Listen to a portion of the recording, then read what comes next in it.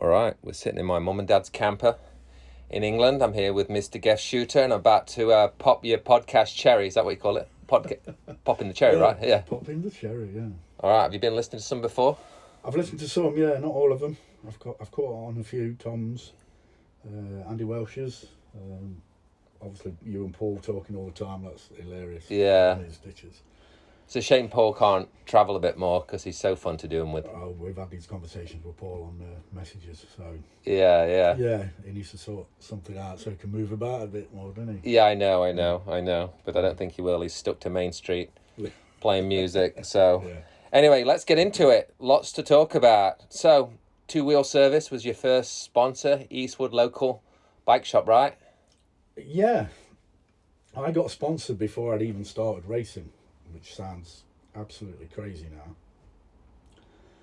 So we'd been down to Bullwall Track. We'd been riding BMX for quite some time before that. We went down to Bullwall Track one day. Nottingham.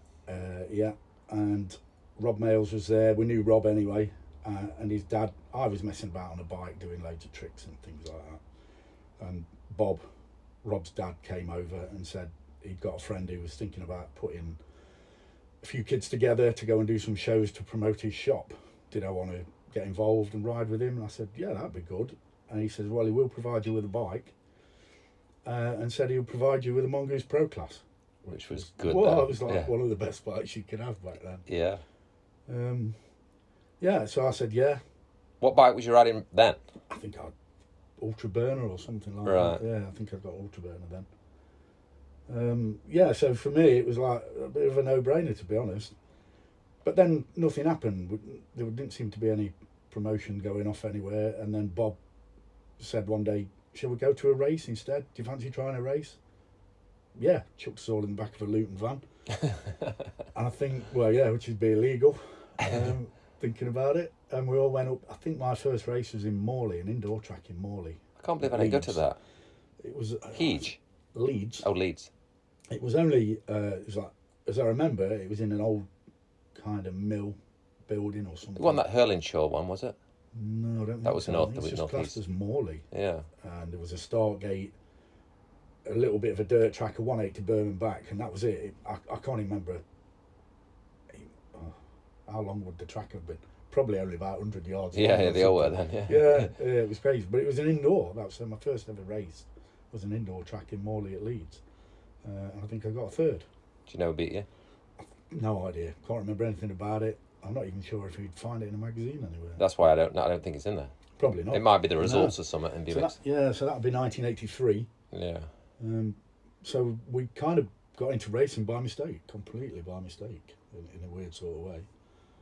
Did you do regionals in '83 or? No, I don't.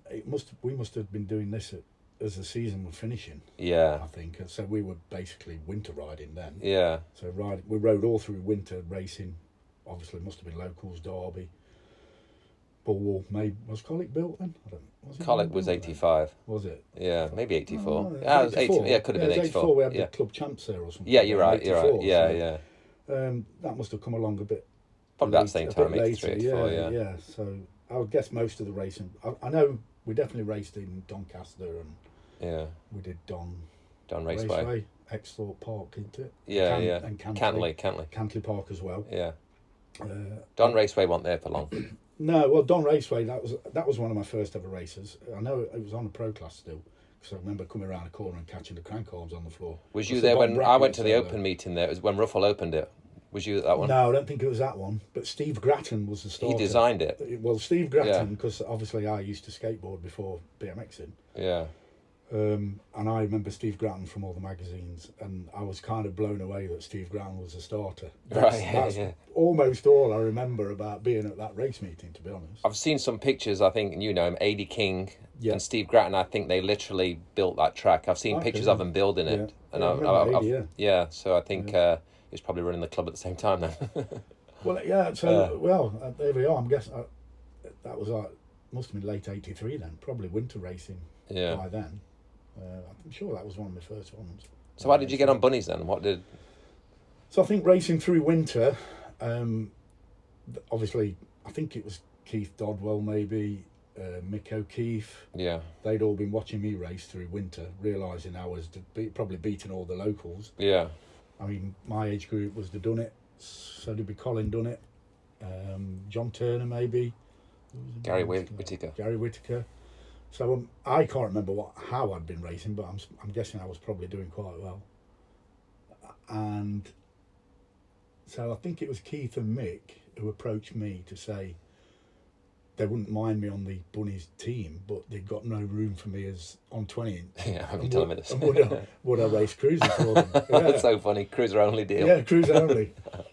You normally do that at the end of your career, not the start. So they picked me up as a cruiser rider. Yeah. Riding for Bunneys then, and I think Mick at Two Wheel Services weren't too pleased. So we ended up, I think, must have been given the Pro Class back. Yeah. And I think my dad then probably bought me a GT from Bunneys. Yeah. To race 20 inch as well. So yeah. that was really my start. I think Bunneys kind of accepted me in as a 16-year-old for them then. Yeah. And cruiser. Yeah. So yeah, I started as a cruiser rider. Cruiser only contract. Cruiser only, yeah. First ever. Yeah. And then it was into regionals. Obviously, we were all on the same path. I was on Bunneys at the same time as you. It was a really good team. I mean, there was Ian Dixon. Yeah. You know, there was Mark Cracknell, who was national champion, age group above you. Ruth Pickthorne. Nicola Dodwell she was on Bunneys, yeah. O'Keefe brothers. O'Keefe brothers, who were fast. Paul Smith. Dean Wilson. Yeah. Yeah. I'm trying to think who else was Witham, yes. He was good. Witham, yeah. Yeah, and they were all good. It was a good team, really was. Really great for a shop team. Yeah, no. Fantastic. We did, and I think Bunneys, when I got on Bunneys, same time as you, probably about 84, start at 84, I got on Bunneys. I think they just won the team title the year before. Yeah.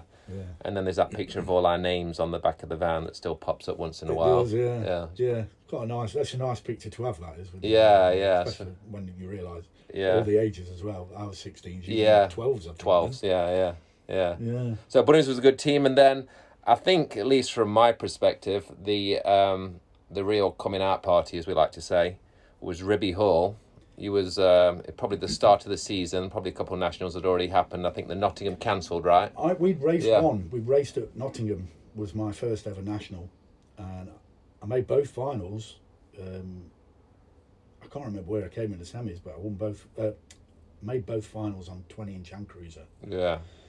And then the lack of light and the way it ran on into the dark, there were no floodlights then, so they just cancelled it. They just abandoned the national. Yeah. And that was the end of that. Yeah. So it was a bit of a disappointment for me.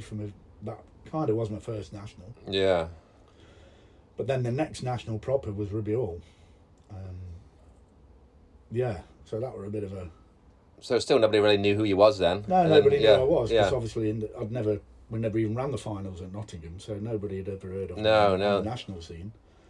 Until I took Scott Williams down in the 16s final. So in the final, you make the final. Scott Williams is reigning British champion, GT Factory. Yeah, he's on GT Factory. You make the move. I can't remember. I mean, I've seen it on video, I suppose, but I can't remember now how. I must have got a crap start. Well, really that turn was kind of more than a 180, and this is, I haven't watched the video for a long time. Yeah, it looped back on it. It was like it was more than it looped back, and you went underneath Scott, and you both crashed, right? Yeah. Scott sign drifted wide. I just went on the inside. Next thing, me and him locked bars. I'm sure Scott will tell you with my elbows, like normal. But yeah, we locked bars and we both crashed. And John Higginson won. John Higginson won. Yeah. BMX Weekly. That was probably the first time. Then people went, "Who's this?" Yeah. Idiot. Did you win cruiser that day? I think I won cruiser. So that'd been your first win. My first ever national final. I actually won on cruiser. Yeah. Do you remember who was in the final? Oh, no, I don't know. Embarrassingly. I'd probably have to start looking at old magazines again. But then you just went on a streak, right? You won everything in NBMXA. Then it was crazy. NBMXA, I won almost everything I entered, I think. I ended up national number 1, cruiser, national number 1, 16. I won all my regional titles. And UK, which we didn't race much of that year, I still ended up national number 4 in both 20-inch and cruiser.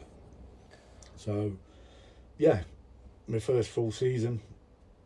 Pretty impressive, I think. Looking back, I mean, I probably just never even thought about it at the time, but I suppose when somebody turns up out of the blue and walks away with national titles, Yeah. through that year. It was not unheard of during that period in different age groups. It was that time where, especially for me, big meatheads would just show up and get number ones and win nationals. So people would show up, but you obviously to a whole nother level, but you weren't like the guy that was not younger, that bigger than everybody that came in and won. You actually came in with more skill and better on the bike than most of them guys as well. I have seen some of them old videos and I kind of cringe at the way I rode, to be honest. But yeah, this is where I know people used to laugh and say I never trained or never did anything and all that, but I spent my whole life riding dirt. Yeah. BMXs off-road, motorbikes off-road. I think we had a conversation at the Hall of Fame with Craig. Craig was asking, and I said, I suppose I was pretty much probably better trained than most people when I started racing BMX. Well, it was something I'd done for the... You was natural on the bike. Tony Hoffman called you the natural as well, right? The natural, yeah. But you actually had leg speed as well, kind of like Dylan did. Yeah. The talent, but on top of like, for me, Neil Wood had power. I had the tactics and stuff. Anthony Howells was strong, but you kind of had both, which not many people did. Dylan and you are the ones I would think of that had both. For me, it was a lot of gate practice, getting used to gate starts. That was the weird thing for me. And then once we kind of got that gate start thing, it almost just... it sounds horrible saying it became kind of easy, but it did almost feel... Yeah. I already got to the point quite quickly where I didn't really fear anybody on the gate, which sounds a bit big-headed now, but I just didn't. I just thought, well, as long as I get a decent start, I could win this. Yeah. And that's how the mentality of it was for me then. You kind of look up and down the gate and just think, I could have this.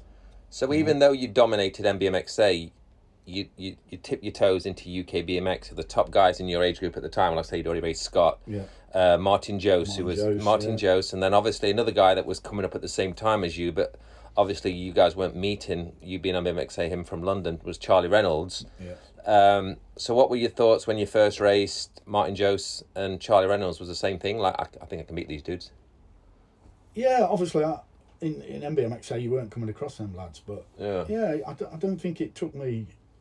It was always felt like a bit of a learning curve when you meet new people and you're racing new people, but I don't know, you spend a bit of time watching them and you start wondering where you can beat them and what you can do.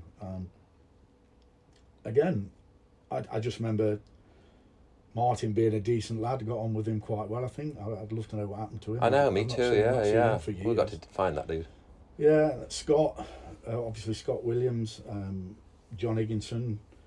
I'm trying to think of everybody who was racing back then, but you just take it in your stride, don't you? I knew I was new to it all. I didn't expect to do it that well straight off, but I did, and yeah. Nicky Matthews were probably going out as you were coming in. Yeah, I think he was still there for some. I can't remember him being there a lot. No, I think 84 he was fizzling out. He came back a few years later for Superclass, but you'd already jumped over into Pro, which we'll talk about. So them guys were actually doing the Kellogg's. Your age group was the Kellogg's and featured in the Kellogg's in 84. So did you watch that and think, I can beat these guys? I actually raced one of the Kellogg's in 84. Oh, you did? Yes. What, Hounslow? No, Coxmore. Oh, you did? Yeah, I did, yeah. Well, you probably can't remember that. No, I didn't go. Yeah. Bunneys, soon Equest must have taken me down. Or again, my memories are vague. I went to Coxmore, one of the Kellogg's rounds, and it was the one that Harvey won. Okay, yeah. Praise the Lord.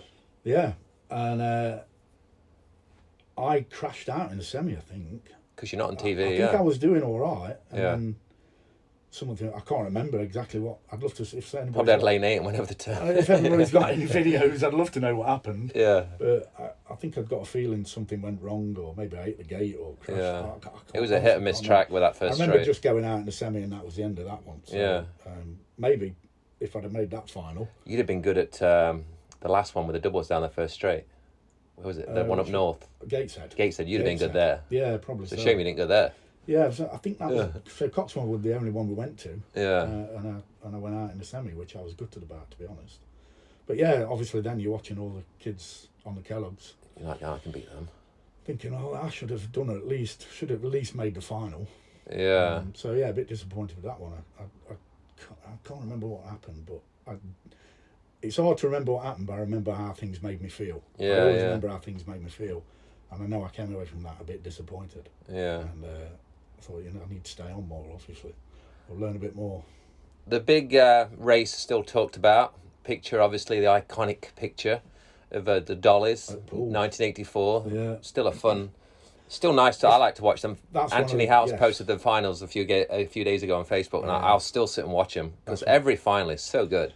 It makes it so good when you watch the videos back, especially the Superclass final at the end, and the whole crowd's just running down. They run down for every straight they ride along. The crowd moves down a straight. Yes. Down a straight as they're getting going dark along, as well. Yeah, and it's the atmosphere looked absolutely amazing.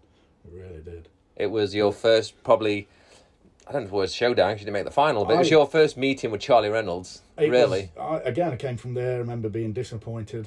I definitely believe I could have won that if I'd Well, you and Charlie and Martin were all in the motos together. It's one of them videos where you see all the motos. Again, I'm struggling to remember the results in the motos, but I've got a feeling I won every moto. You did, yeah. I won every moto with them in it. And again, it was a semi-final. I kind of fluffed my gate, I think. And maybe did I ride that? Must have rode the doubles. Yeah. Because I didn't get the speed out of the gate. And then coming around the first corner, John Indry fell off in front of me, and I just ploughed straight into him. Right. And that was it. No final for me. Yeah. Gutted, absolutely gutted, to be honest. But and then Charlie went on to double. Charlie went on and doubled, which I was gutted about. I honestly believe I could have done better. Yeah. Did you and Charlie race? So you did probably the last couple of nationals. So did you win? You and Charlie went at it at Wigan the last national, didn't you? I can't remember. Yeah. I honestly can't remember. Well, you did. It's like Paul. We've watched the video that many times. I know. Yeah. I kind of remember that one, but. Yeah. Can you remember talking to like them guys or anything back then? Or I was quiet. I didn't mix a lot with the people I raced against, because as I found out when you turned Superclass and I started racing you, the fire goes out for me. Oh, all I'm worried about is crashing you out. Or, once I like people or I know people well, I'd rather not race them. Right. Because I feel like oh mate, if I'm going to T-bone somebody in a corner, right? You know what it's like. Awkward. I remember Leyward, me and you raced. I think we were in the gates next to each other, and straight away I just thought, oh no, here we go. The indoor. And I just backed off straight away. Leyward. I'd been about 90 then, wouldn't it? Yeah. So we were both Superclass, and for me then I just back off. But I was better when I didn't know people. Yeah. Well, let's talk about when you didn't back off. So that was the end of 84, moving in 85. By the end of 84, I think, I've looked at it, you won Wigan in the 16s, which was the last national of the year. And then you're like, okay, I've been watching these Superclass dudes. I think I can... This was, again, I'm sure I've mentioned it to you before. At the end of 84, there was a Superclass race in Chesterfield. Yes, but it's not been in any magazines or anything. And I can't work out... Phil Charnley told me a bit about it, I think, as well. He knows a bit about it. Yeah, so most of the Superclass guys turned up. I don't think Tim was there. I struggle to remember who was there. I definitely remember Sid Salisbury there, Tony Slater. Struggling to remember who was there. But so they put on a Superclass race at Chesterfield at the end of the season. So this would be the end of 84. Yeah. And I thought, you know what? I need to know where I am now, so I'm going to enter that and see how I do against all the new Superclass lads who were all older than me, probably bigger than me and more experienced. And I ended up winning it, which is, like you say, I don't know if it was in magazines or not. It wasn't. No, not at all, which is weird. Because when you remembered that, I forgot about that. If somebody's going to put a Superclass rate on, you surely want the coverage with it. But anyway, and I won that one, so I would have beat most of the Superclass lads. That was like the flash. Then, like, okay, I can. Yeah. I think that was a bit of a realization. Actually, maybe I can step up and do all right against everybody. So you kind of do get that. You're not quite sure. You're doing good in your own age class, but you're not really sure about the next step. But yeah, come 85, I just thought, you know what. Well, then during that period, the winter of 84, that's when they announced that there was starting a pro class. So you had the option still to go Superclass, which would have been with Craig Schofield, Gary Llewellyn, and a few of those guys, or go straight to pro. You obviously made the right decision. You went straight to pro. Did you consider going Superclass, or? I didn't know half the things that...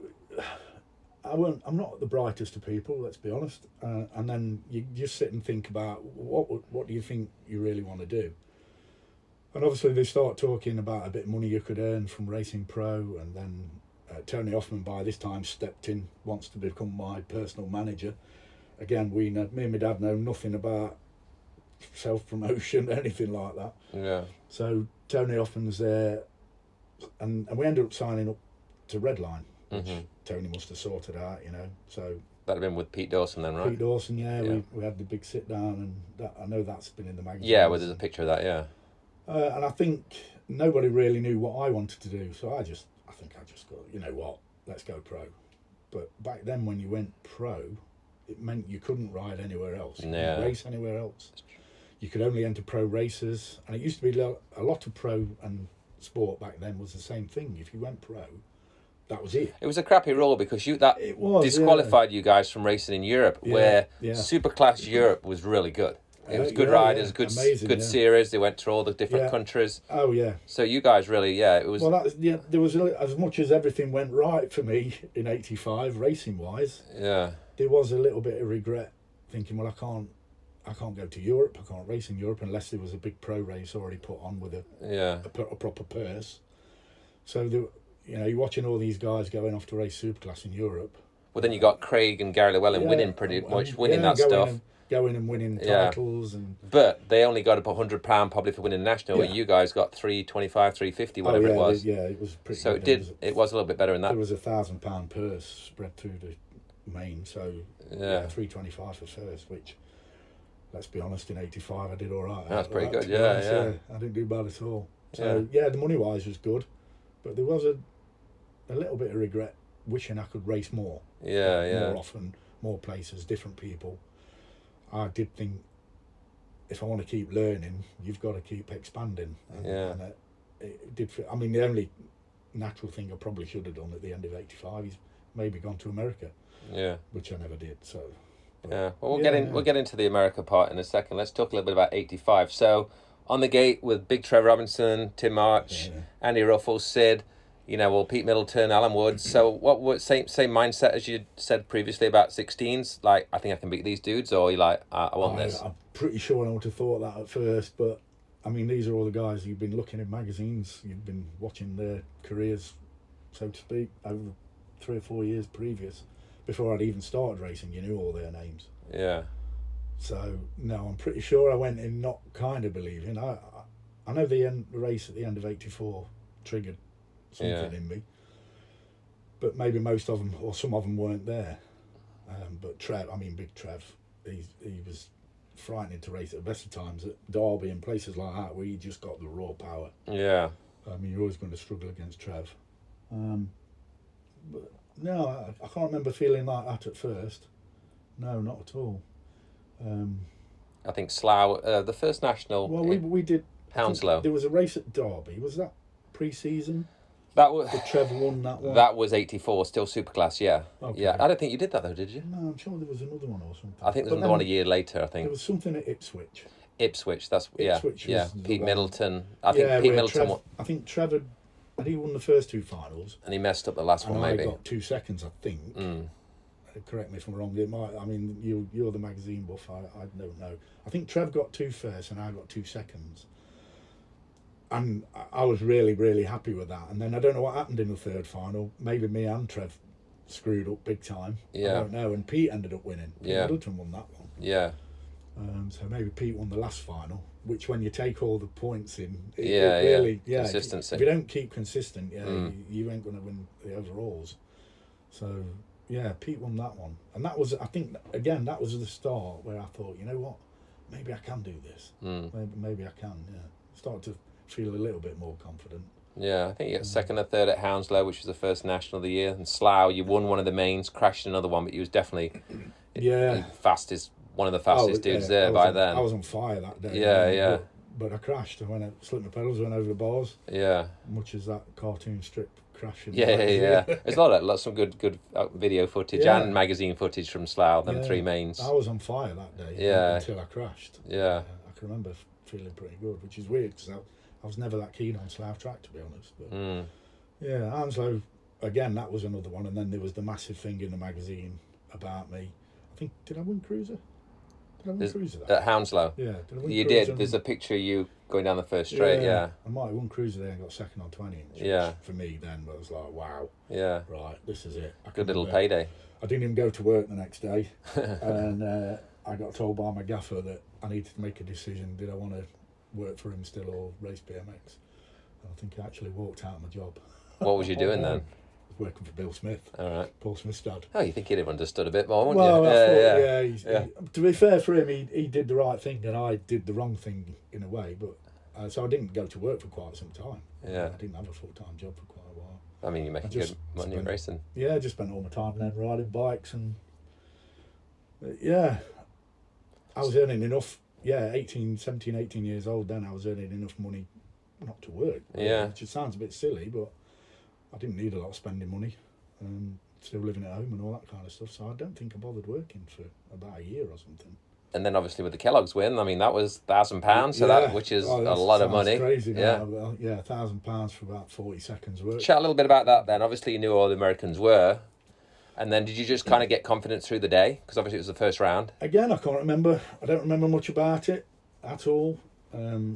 Obviously, when I get nervous, I think my brain goes into shutdown or something and I just start to forget things. And so I can't remember exactly. But again, I can remember thinking, it's raining, I hate the rain. I don't, as much as it probably did favour me, I don't like racing in rain and mud. I never have. I never will.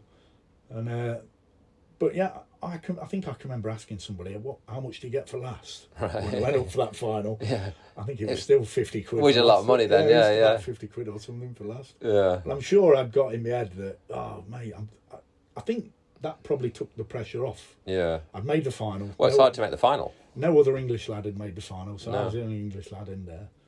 But then you've got legends in there, and you've got Harry Leary and Stu Thompson and Mike Miranda and Brackens, and it seems, again, I'm crap at taking stuff in, but I suppose when I sit and think about it a bit more, it's absolutely bonkers what happened that day. Well, you came around the first turn in second, and then you obviously got a good pump off the little doubles and shot straight by Stu. I mean, second, you'd have been probably pretty happy with second. I'd been happy with second, yeah. And you probably didn't even expect to pass him, did you? I come you out just that did. corner, I think I must have probably got a few cranks in coming out of the corner as well. Maybe Stu's probably a little bit scared to put the cranks in. I chucked a couple of cranks in, I think, and then got the pump out of that first corner. Yeah. And I flew past him. I thought, whoa. You didn't even have to get aggressive or nothing, no. You just then it was all for me, right, get round that next corner and I think I've got this. Yeah. Straight away. And I can remember going over that bridge, just spinning like crazy. I don't know what gearing I was on. We used to play with gearings all the time with my dad, so I was probably on 43 or a 45-17 or something. Yeah. And then you come off that bridge and go, whoa, that corner's a bit muddy. Yeah, and it was weird. And it was only when I went back under the bridge, I'd already started to think in my head, oh my God, £1,000. What have I just done? Yeah. Who's behind me? What was more the £1,000 for winning or winning? Winning, just combo both. Beating all them people. And, yeah. I mean, I hate having cameras stuffed in my face and microphones and things like that. Really, I've never felt comfortable with it. But when I was coming under that bridge, I kind of knew I'd done something special. Yeah. So it was, I couldn't believe it. Yeah, thinking all these people. I mean, who was in that final? Was Richie Anderson in that final? Richie Anderson, Stu Thompson. Yeah. I mean, these are people I've watched on the Jag World Cups on the telly on a Saturday morning. Yeah. And recorded it on VHS, all that kind of stuff. And you think, are they behind me? Yeah. Right, okay. Right, I'll have this. And I can remember coming around that, I thought, right, just stop on. And I think there was a little double roller thing before the finish, and I can remember thinking, shall I pedal it? Try and pedal it. Right. Stupid things going through your head. Well, they do, don't they? And little daft things going through your head. And as soon as I come over the line, I just thought, oh dear, this is nuts. This is crackers. What's going to happen? And then obviously my mum and dad appeared, and Rachel appeared, and Pete Dawson. Yeah. Tim ran over, slapped me on the back, I think, and it was all I didn't know what to say. I never do. I think it was good. You handled it good. Yeah. I was chuffed. And that was it. And then you went right into the next round, right? Did you quick lunch break? Same and then, day, yeah. I think it must have been the same day. And went straight back in, and again, I can't remember any of the heats or I can't remember. And then obviously in the final, I got fourth. Yeah, you had a shitty gate, but you came through. Yeah, I tried picking people off as they were coming through. Yeah, put Ellis in. I got fourth, and then it was only that. So after that first day, I was leading the points at the Kellogg's, which was absolutely mental. You just, Well, we've got to talk about, and you got underneath Ellis in the last corner, which then he went on to finish and hit the finish line. Yeah, sorry, Gary. Did he ever say anything or anything? No. On the telly you can see he's got. I don't know if he's looking at me, but he doesn't look very happy. Right. There's a bit of a filthy look at the finish line. Did any of the Americans? How did the Americans react then to that first day? I can't remember speaking to anybody. I've heard tales about the team manager, Bob Hadley. Yes, I think it was. So tell us what he said. Well, somebody told me that they all got back on the team bus and he lost his shit. Really? So I can't believe. Well, we need to know that, Americans listening. So Hollywood Mike. I don't know if that's true. Yeah. We'd like to know that. Say that. I've heard that he lost his shit. Yeah. And basically shouting a little about you've let these English guys beat you or something. I don't know. Right. I mean. Let's be honest, the weather was a little bit in my favour, but if you come to England to race, you better prepare a bit more, haven't you? Yeah, used to be in the damp conditions and that kind of stuff, so I'm going to take that forever, that one. Oh, yeah, you take it any way it comes. Yeah. So all of a sudden then we go home for a few days, waiting, and then the weather turned better.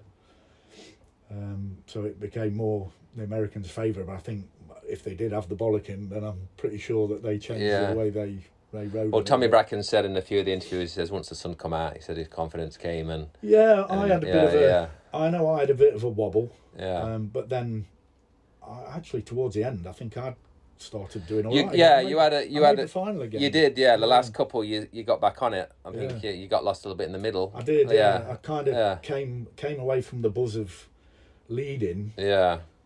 And I don't know what happened. I swapped bikes, I think. That's when you got on the freestyle bike. Yeah, I swapped. I don't know what was going off in my head. I've got this thing, I don't like doing the same thing twice. And I always think, well, if you can do it that way, then why don't you try something different? So I think I ended up swapping to an RL20 freestyle bike. You won a couple of races on that, didn't you? It probably wasn't the best thing to do doing the Kellogg. No, it was a bit stupid. Looking back, how stupid that was. But I swapped bikes and rode a freestyle bike. Who does that? I've no idea why. Yeah, I've no idea why. Why my dad even let me do it, I've got no idea. So we swapped to an RL20 and decided to see if that was going to work. Cause any better? I don't know. Did we think it might be better, or I've got no idea. I can't remember now. Well, you still made a couple of finals at the end. Yeah. Still towards the end when I got used to, I suppose, swapping bikes when I'd got to get used to that one again. But I ended up making the last one or two finals, I think, something like that. So bits and all, it was a very successful Kellogg's for you. Like I say, you're still working everything out, turning pro. You still only just got used to racing the English guys, and then that was May. I know that was May. Yeah. So our season had only been running a couple of months. It was only your second season racing BMX. It was only BMX. the second season racing BMX, and it was I'd only been racing pro about 3 months, 4 months, something like that. These probably guys, Stu and Harry, had probably done a long stint, Experienced pro racers from America who were all, let's face it, they were magazine gods, weren't they? For all of us. Yeah. So it was all a bit. I'd not been racing pro 3 months maybe, and I raced amateur the year before, and that was it. So in the 16s. Still great. It's pretty crackers Kellogg for me. Really was. It was. You finished off the season. Obviously, you went on to just battling with Ruffle, March. All the people were said, Pete Milton, Big Trev, and then you ended up UKB. I think it came down to you and Ruffle for the number one at Wigan, right? I can't remember. I know you was in contention anyway, and then Ruffle got it on. Ruffle got the number one, but you did win NBMXA number one pro that year. Yeah, I was NBMXA number one pro. Yeah. And UK BMX number 2 pro. So not a bad first year. Turning pro at 17 and ending up with them kind of rankings. Yeah, again, I don't think about it too much through my life. I just get on with life. But I suppose when you sit down and think about it, it's like a dream entry into anything, isn't it? Was there any heated conversations with March and Ruffle or anybody? Me and Ruffs used to fall out all the time. Just because of I aggressive riding, I or can't remember just what was said. Obviously, you know what it's like. You get competition's always going to raise tempers and arguments. Yeah. Yeah, I think me and Ruffs had a few run-ins, but again, I didn't really mix with that lot. To be honest, I tried to stay out of their way because once I get friendly with people, I find it quite difficult to race against them. To be honest. Yeah. So, I think me and Ruffs had a couple of run-ins. I don't think I did with anybody else. Tim was really good with me, but again, he'd come and sit in the van and talk to my mum and dad, and I'd just disappear out of the way. I'd get out of his way and clear off. Yeah. Embarrassingly now, but yeah, I do like Tim. But yeah, I mean, I don't remember much falling out with, but me and Ruffs, we had a few ding dongs, but if you're chasing the #1 title, it's all part of it. It's all part of it, isn't it? Yeah, definitely. So 86, you get on GT then. So you leave Redline, you go on GT, start at 86. Yeah, my daft year. But tell us a bit about 86 then. Obviously, Slough Worlds were coming up. Yeah, so 86, I'm feeling good. I can't remember many of the results, but I must have been leading the points by quite a bit. Yeah. And then we had the notorious Hounslow weekend. So tell us about that then, the skateboard crash. Yeah, so I always liked skateboarding in the 70s anyway, and then kind of 85, skateboards started to reappear a bit more again. I thought, I'll get myself a skateboard and start skating again and doing bits. So I was, winter of 85, I was riding my skateboard quite a lot as well. And again, I thought I was invincible. I didn't think I'd fell off my bike and motorbikes and all sorts all through my life, and you kind of get that. You really think you're invincible. You could do nothing wrong. So I'm riding a skateboard at Hounslow track, and on the quarter pipe there, and it all went wrong. And this is during the race as well, right? So I'd practice. Yeah. This is a day of practice, so it must have been on the Saturday. I'd be practicing on my bike all day, and then start riding the skate park after practice. And then 50-50. I don't know, my back foot came off, planted on the quarter as it went, and the board, my left foot was on the board, which just shot away from me, and I heard the snap as I went down. It sounded like a branch snapping. And when I lay on the floor, weirdly, my adrenaline must have been up because it didn't even hurt, and I lay on the floor and my foot was backwards. I thought, something's wrong here. I tried to put my foot back, but then we hobbled over to St John's Ambulance, mad panic ensues, and we're off to the hospital where they performed surgery that night and rebuilt everything. So I broke my fib, my ankle, dislocated my ankle, and it compounded through the skin, all in one crash. And this was right before Slough Worlds, right?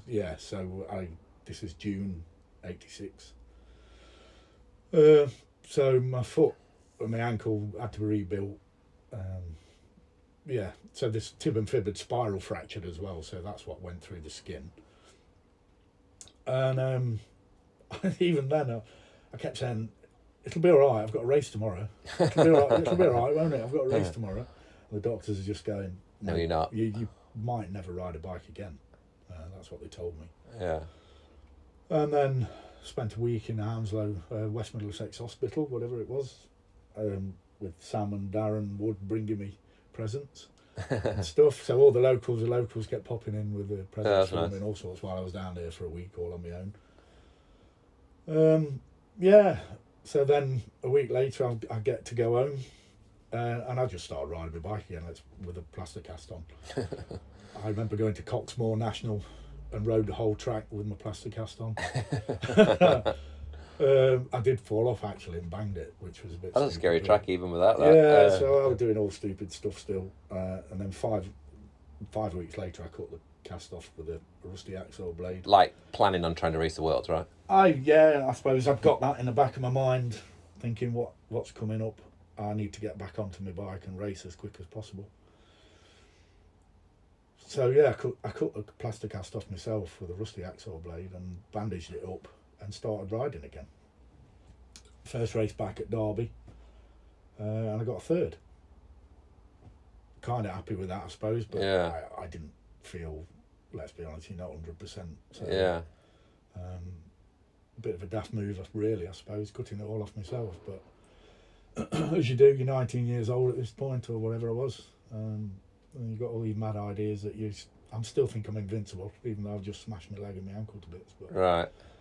And then I don't know what happened then, race-wise. Was Coventry and what year was that? So obviously you missed the Worlds though, still obviously, right? Well, I was at the Worlds. Yeah. There's a photo of me on the gate.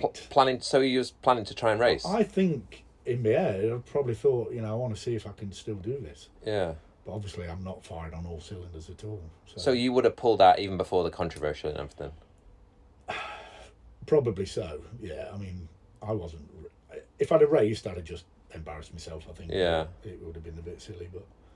So what? So there's definitely a picture of me on the gate. I think I've seen that. Yeah. Somewhere. So. But I think it was known you weren't racing. I mean, it's not like. So here's a question. Obviously, we don't have to go into all the politics and stuff. For the ones listening that don't know, the British guys decided not to race. We spoke about this a lot. Gary Llewellyn was banned at the time from racing pro in England from something he'd done, and the Pro Riders Association in England had kind of a union type thing, and because it wasn't a pro national, UCI, IBMXF at the time said, well, Gary can still race if he wants to. Yes. The UK Pro says, if Gary races, we're not. Gary says, I'm racing. Gary did race. The UK PRA decided not to race, and there's still lots of debate. Should have, not have. If you were riding good and you hadn't been injured, would you have wanted to race? Because that was a big opportunity for you. I would have wanted to race, definitely. But would you have followed suit, or would you have... I'm pretty sure I would have followed suit. Yeah. I would have done... But that would have been a big shame for you, because that would have been a big chance for you there at that Worlds. The broken ankle took the decision away from me in a way, but I'm pretty sure I'd have followed suit. I wouldn't have raced. Yeah. I'm pretty big on the collective thing where you think you're doing the right thing. But you also did a lot of you also did a lot of rebel-y stuff as well. And there was a big opportunity there for you. Yeah, I did. I mean, I always was the rebel. I always I kind of did my own thing a little bit, but I'm still big on the union kind of thing. And if you've got we joined the PRA for a reason, to look after each other, and as a collective, we took the vote not to race. And I'm pretty sure even if I was 100% fit, I wouldn't have raced. I'd have pulled out. All right, but if you had have raced, and me and Paul's had this conversation, where do you think you would have come? If all the UK pros raced. It's hard to beat the human dragster. Yeah. Well, let's just talk about some of the guys who were there. Obviously, Tommy Brackens was there and won. Sean Texas, Gary Ellis, Greg Hill, Eddie King, Mike Miranda. Yeah. And then obviously Gary and Charlie. Racing Tommy several times. Because he came and did Lowestoft. He raced in 86 over in Lowestoft with Eddie. Eddie came as well, I think. Didn't you get second behind Tommy? Yeah, I think I did. Again, you'd be better at the results. Yeah, you did. You got second behind Brackens. I always felt I wished I'd started weight training or something back then, because I think in a track and track craft and everything else, I pretty much think I got my I got the measure of most people. Yeah. Tommy was different level. Yeah, first straight out of the gate. I mean, I could probably beat him out the gate for the first pedal. Yeah. 2 pedals, and then he was gone. Yeah. And I most of my racing was won from the start. I know I was a fast starter. Yeah. But I couldn't beat Tommy, and I think Slough favoured Tommy anyway. Yeah. First straight, especially, man. I think even if I'd have got a good gate, I'm pretty sure Tommy would have out-dragstered me down the first straight completely. So. Me and Paul, top 3 or 4. Yeah. Top 3 or 4. Me and Paul, and he'll confirm this. We put you 3rd or 4th. We put Brackens definitely the fastest guy. Sean Texas was fast. Well, Sean Texas was fast, but it made mistakes. Yeah. We thought Ellis probably good for 2nd still, and we think we could have slotted you in for 3rd there with Sean. Greg Hill wasn't riding that great that weekend. Even though he. Realistically, I as much confidence as I did have in '86 or the beginning of '86, I would have probably put me in third. Or That's third. A good day if you're riding good, I think. Yeah. And but yeah, it's a good woulda, coulda, should have. Yeah, it would have been nice to have got the measure and see what had happened, but it weren't to be, you know. But yeah, there's no way I could beat Tommy down the first straight, I'm pretty sure. Not without looking back now, I should have been going in the gym for a year or two. Well, yeah, I remember you did go to the gym once with us, and you walked out. I hated the gym. Yeah. Like, why do you do this to yourself? So realistically, probably a third. Which would have still been great. Oh yeah, well, it's still been fantastic, you know. But, especially home worlds, everybody there. Yeah, I know. Yeah. So then, really, after that, the UK Pro again. It's not. We're not doing a political UK Pro podcast, but obviously the Pro class then in the UK. Kind of that was the end of it, really. Diminished politics. It started to dissolve quite a bit after that. So UK BMX pretty much ditched the pros. After that, and you guys stuck. And it was all NBMXA for the pro class after that, which, again, looking back now, I wasn't particularly happy. '87, I think I won every race. Well, this is what I got here in my notes and what I know in the back of my head. By then, by the end of '86, '87 and up to '88, you was in a class of your own. Nobody could beat you. '87, I won every race I entered. I know that. I know that for a fact. By long margins. Yeah, again, that cocky, if you want to call it cocky, that kind of confidence where I just knew I could do it, you know, And there was 3 finals, and you won like 18 in a row or something. It was something crazy like that. Where I even tripled out so many times or something like that. Yeah. Tripling out back then was a massive thing. If you could triple out, it was huge. I remember Ruffle tripling out at Immingham. Yeah. It was massive. Yeah. He's won all 3 finals, you know. Yeah. But by '87, I was tripling out pretty regular. In my head, I won every single race I entered. Now, that might not have been tripling out, but I definitely won every race I entered. It seemed like overall. No, you was by '87, absolutely class of your own, and there was a bit of. It seemed like, I'll say it, Tim didn't like it because he complained about you. Oh that fight we're talking about Farnham now, aren't we? Yeah. Well, that's where I suppose my cockiness was starting to come into it quite a little bit. Because, Tim. He wrote on the back of his number plate, "I'm no chump. I don't need to jump." Meaning that you jumped the gate. Meaning that. So there's a big inquiry then about whether I jumped the gate or not. Right. So I don't think I ever jumped. No. The gate. Never. No, you worked it out. But I'd worked out. Yeah. I'd spent so much time studying and practicing gate starts. Yeah. That I pretty much nailed.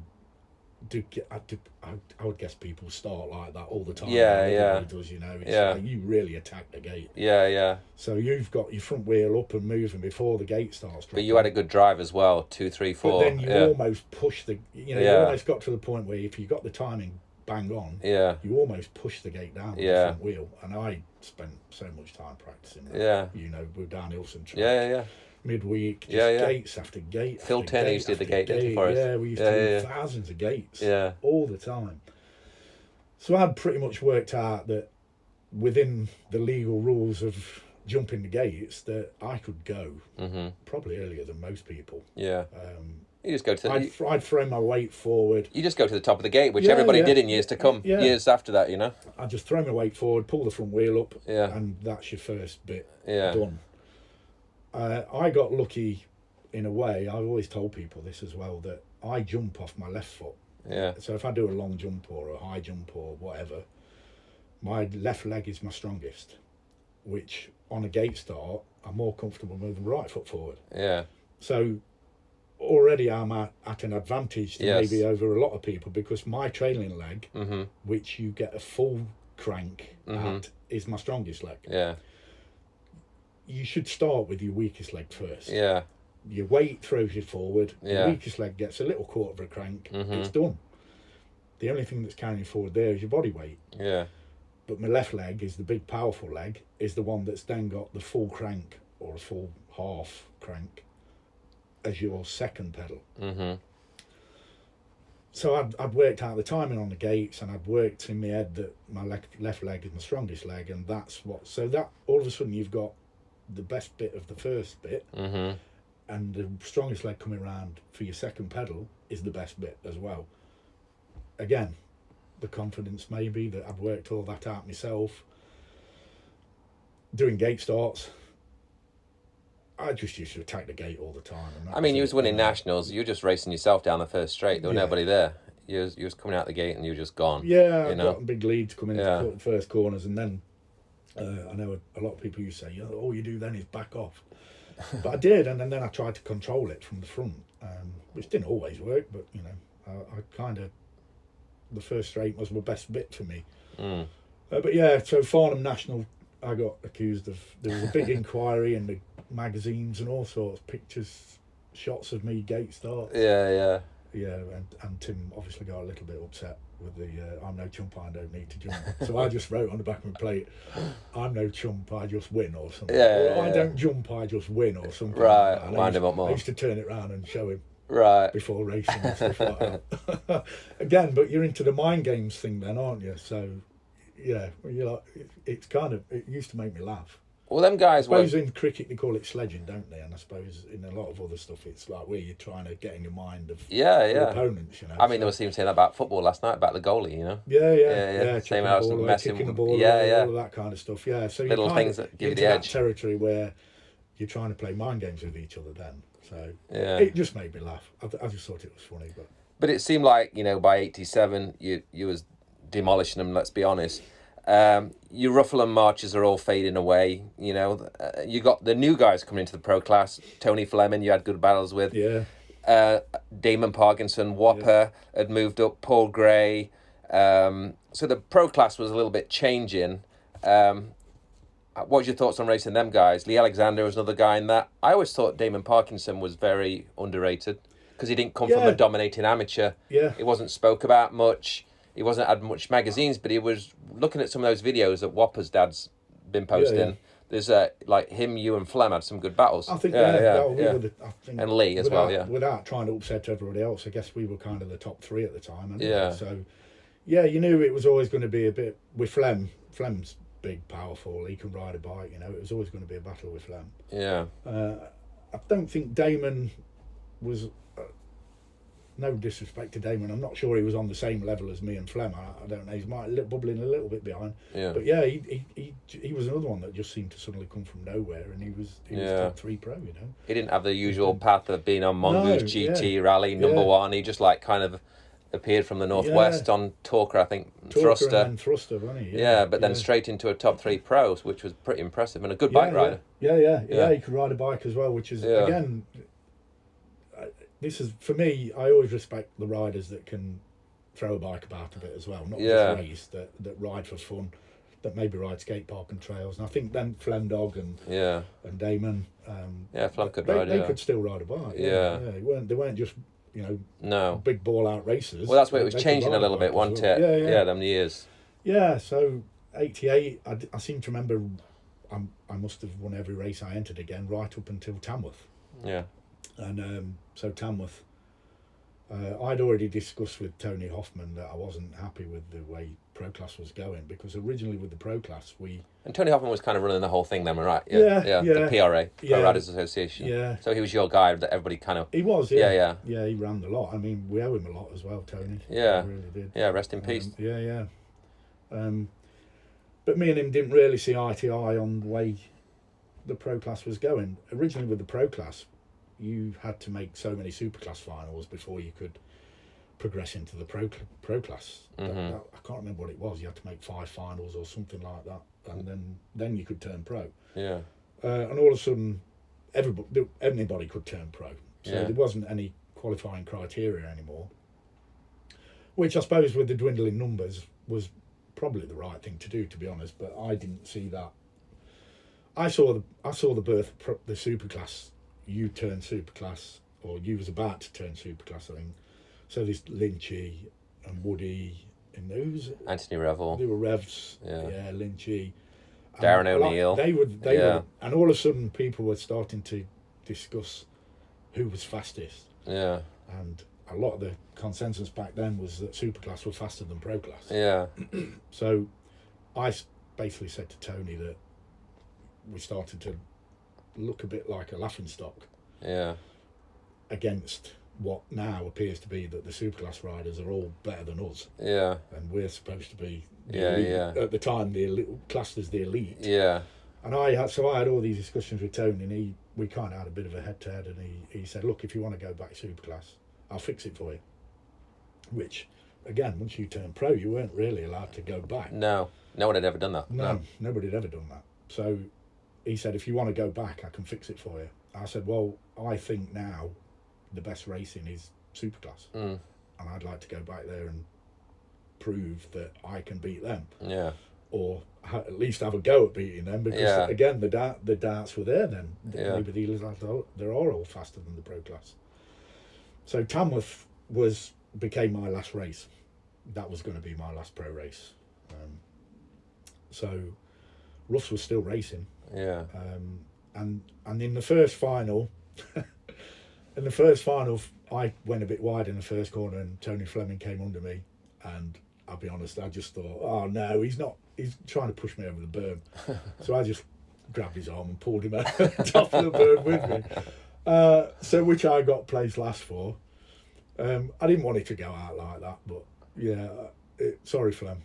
But yeah, so I grabbed Flem's arm and pulled him over the berm with me.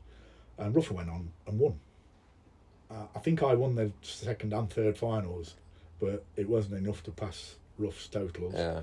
And Ruff's won his, and little did we know then, I don't think even he remembers it, but that was his last ever pro race as well. I think he knew that was probably his last chance to win. He won, and he just walked away. Yeah. Which, fair play to him, you know. Yeah. He won a national and then walked away. So that was as far as I can remember properly, that was the first race I'd lost as an overall for 2 years, which was kind of sad that my last ever pro race I didn't win it. But then I had to come back to Superclass and have a go at that, because you went Superclass then. Our first race was together, our first ever race in Superclass was together at Poole. That was fine, and everybody was in there. Well, you look at that lineup now, and I think, wow. Well, let's set the pace a little bit. So the first race you went back down to was Poole Superclass. That was my first Superclass. Neil Wood had already turned Superclass at the start of '88. Yeah. The previous year, Tom Lynch had got number one. Andy Walsh had battled him all the way to the end. Yeah. So you had the UK Superclass with guys like Andy, Tom, Darren Wood. Yeah. Darren O'Neill. Clive was in there a little bit, wasn't he? Clive, not yet. No. A lot of the London guys were in there. Yeah. And it was like the next era coming through anyway. So I turned Superclass mid-season '88 after seeing what Neil was doing. I wanted to stay and have one more shot at the Europeans. Straight after the Europeans, I turned Superclass. And then you and Tony Holland had also come back down to Superclass. So that was the first big meeting. So what was your thoughts on racing all those guys, Paul? Again, I'd gone from 2 years of just kind of looking up and down the gate and thinking, I think I could win this. To all of a sudden having doubts. Yeah. Because you guys are all fast, and you're all the young kids that have come through it from a young age. Yeah. Don't forget, I didn't start racing till I was 16. Yeah.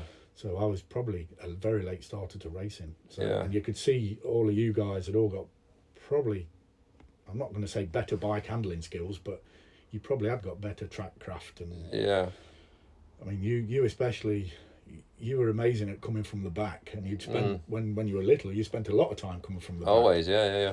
So your track craft was superb, and Woody could ride a bike, and all of a sudden, all these darts, you think, well, I'm not sure I can win this actually.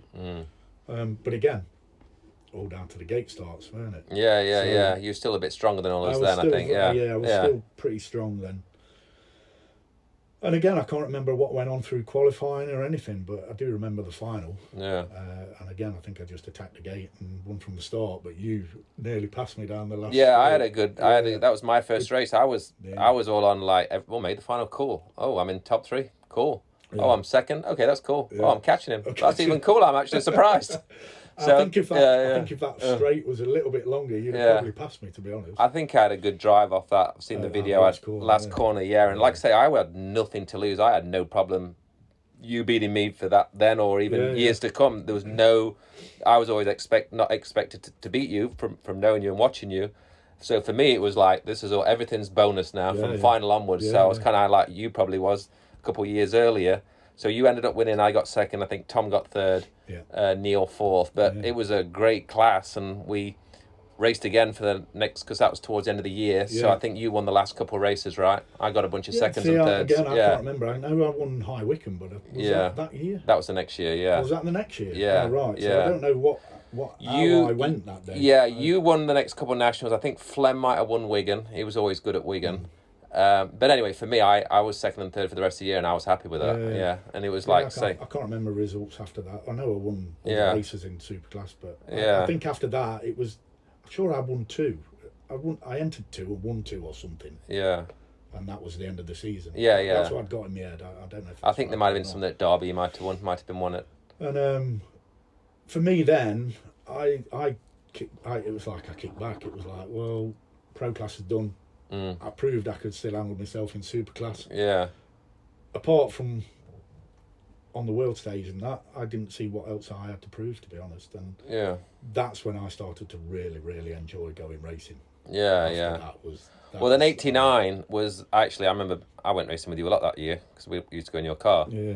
Mum and Dad was always working, so I remember we used to always go up and camp and stuff, and it was a good year. Me and you actually battled all year. You still disappeared for a while, took a few weeks off here and there. You didn't even you raced in a sweatshirt and you was on a Horo.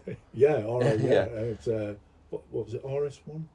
It was a red one, yeah. I can't remember now what it was. So we racing with, again, and a few other guys had come back down then. That's when obviously Flem had come back to Superclass as well. Lee Alexander. It was a great class. Revel come up. Revel was really threatening. It was a fantastic class. And so proper racing in there as well.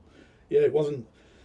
There was no more of the get a good start and get out the front and do all that. For me, it was all on battling for everything. I mean, I had kicked back a bit, but it was still fantastic. I mean, some of the best races I had done. Yeah. They really were.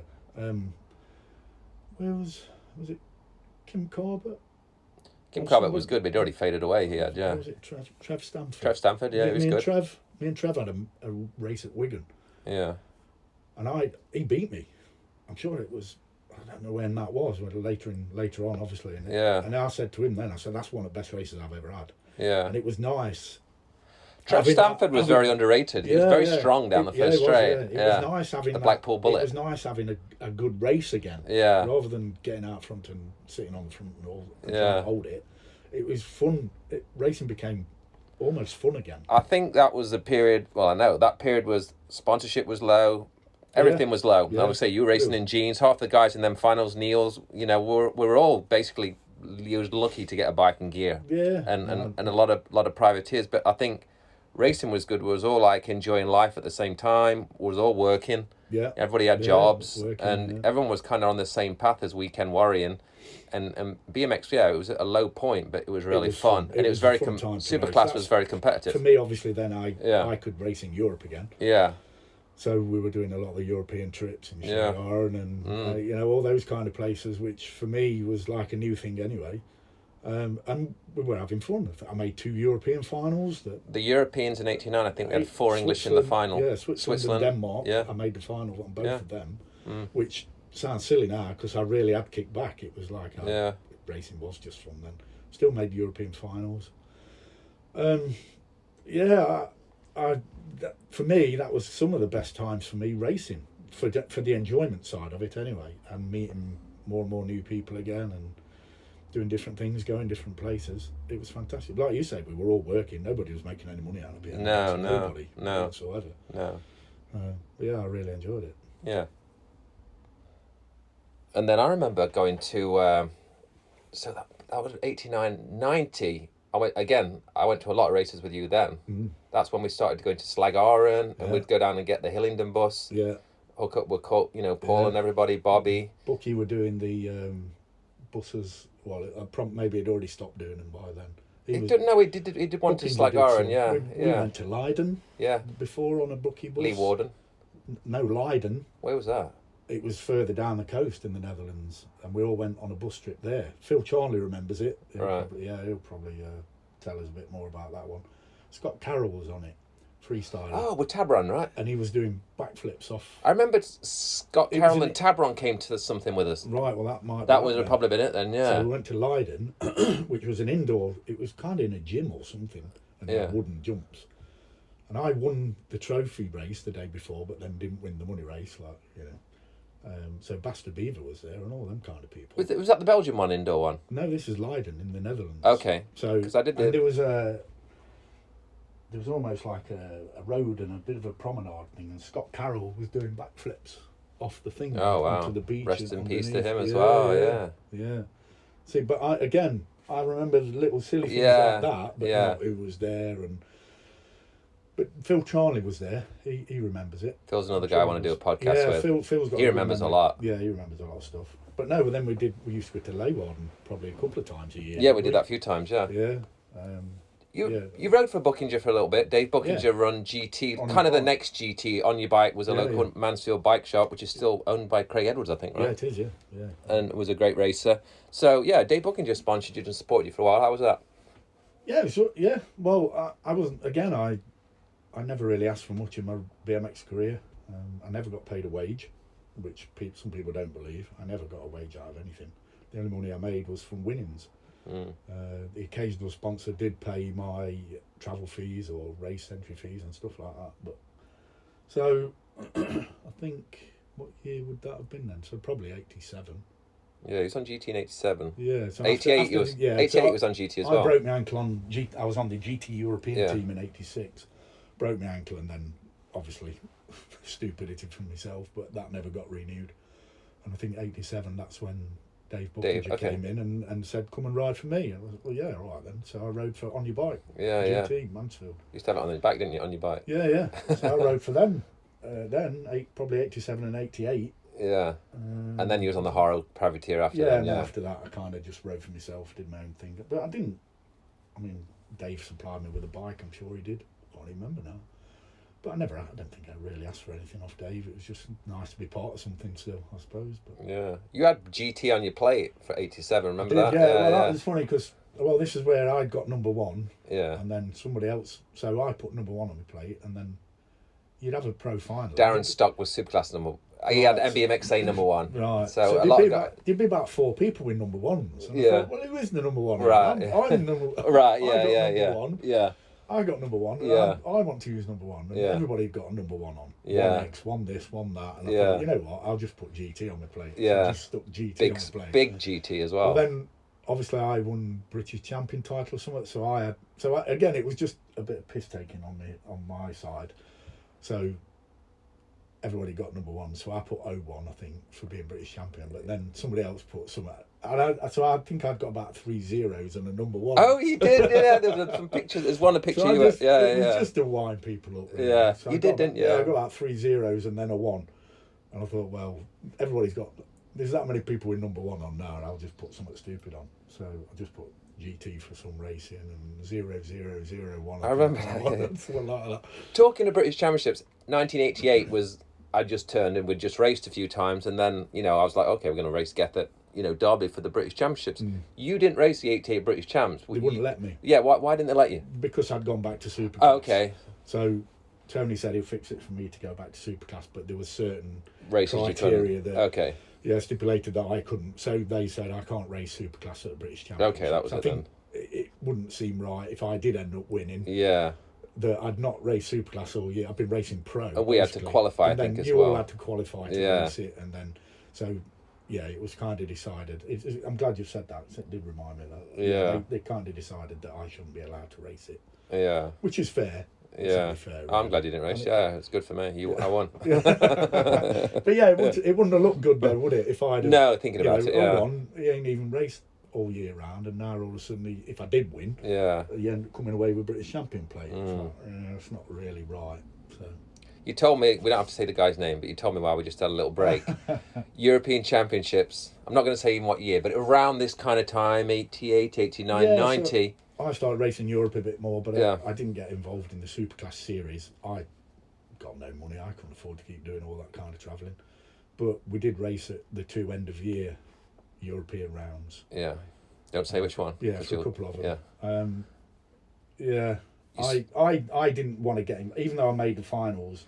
I felt awkward being involved. They'd all been doing this thing. There was always, obviously, the last round, there'd be a couple of guys up for the title. Yeah, it was. They'd all been racing the series fully, and I'd gone to these European rounds and for the last races of the year and made both finals, and I just feel guilty. You know, it's not for me to get involved. It's like stepping into a boxing match and helping one of them. You didn't want to get involved and mess somebody's title chance. Title chances. Yeah. So I got quite a lucky gate picking one of them. So this is when we picked pegs, right? So, for the final. So I gave it away. I gave mine away and had one, so I could stay out of the way. You gave your peg away to a guy that was in contention. We're not going to say if you got it or not, because it's going to give it away. No, it'll give it away. Yeah. But no, I stayed out of it. I didn't want to get involved in all that kind of stuff, so I kind of let them have the fair battle. As far as I was concerned. But yeah, I'm not bothered. I mean, racing to me, like I said, at this time, 89, 9. Well, you were drifting and that. You'd come to some nationals in 90s. Sometimes you didn't. Yeah. Depends if you went out on a Friday, Saturday night. Yeah, I really enjoyed racing back then. It was no pressure. It was just good fun. Most people were there now. They weren't chasing money or sponsorship deals and things, and it was just everybody just wanted to have a laugh. You know, we'd probably go to a race and spend most of the weekend riding bikes. We'd go and try and find trails somewhere or anywhere, riding spots, and we'd all go off riding anyway. And you'd probably end up, by race day, you were knackered from doing too much riding. Yeah, I look back at that now a lot and think, God, we wasted so much energy having fun. We were all looking back now, we were all overtrained. I mean, I still don't fully understand training, but I understand what happens when you overtrain. I've had chronic fatigue twice myself now, but it's... Looking back now, we must have been coming to race day on some races absolutely shattered. We went to tours one year in a van, the one with everybody, and we spent the whole 2 days previously, because there's pictures of us jumping in. There's a picture of you and Dylan doing no footers on some bank somewhere. We'd go somewhere and find somewhere to ride.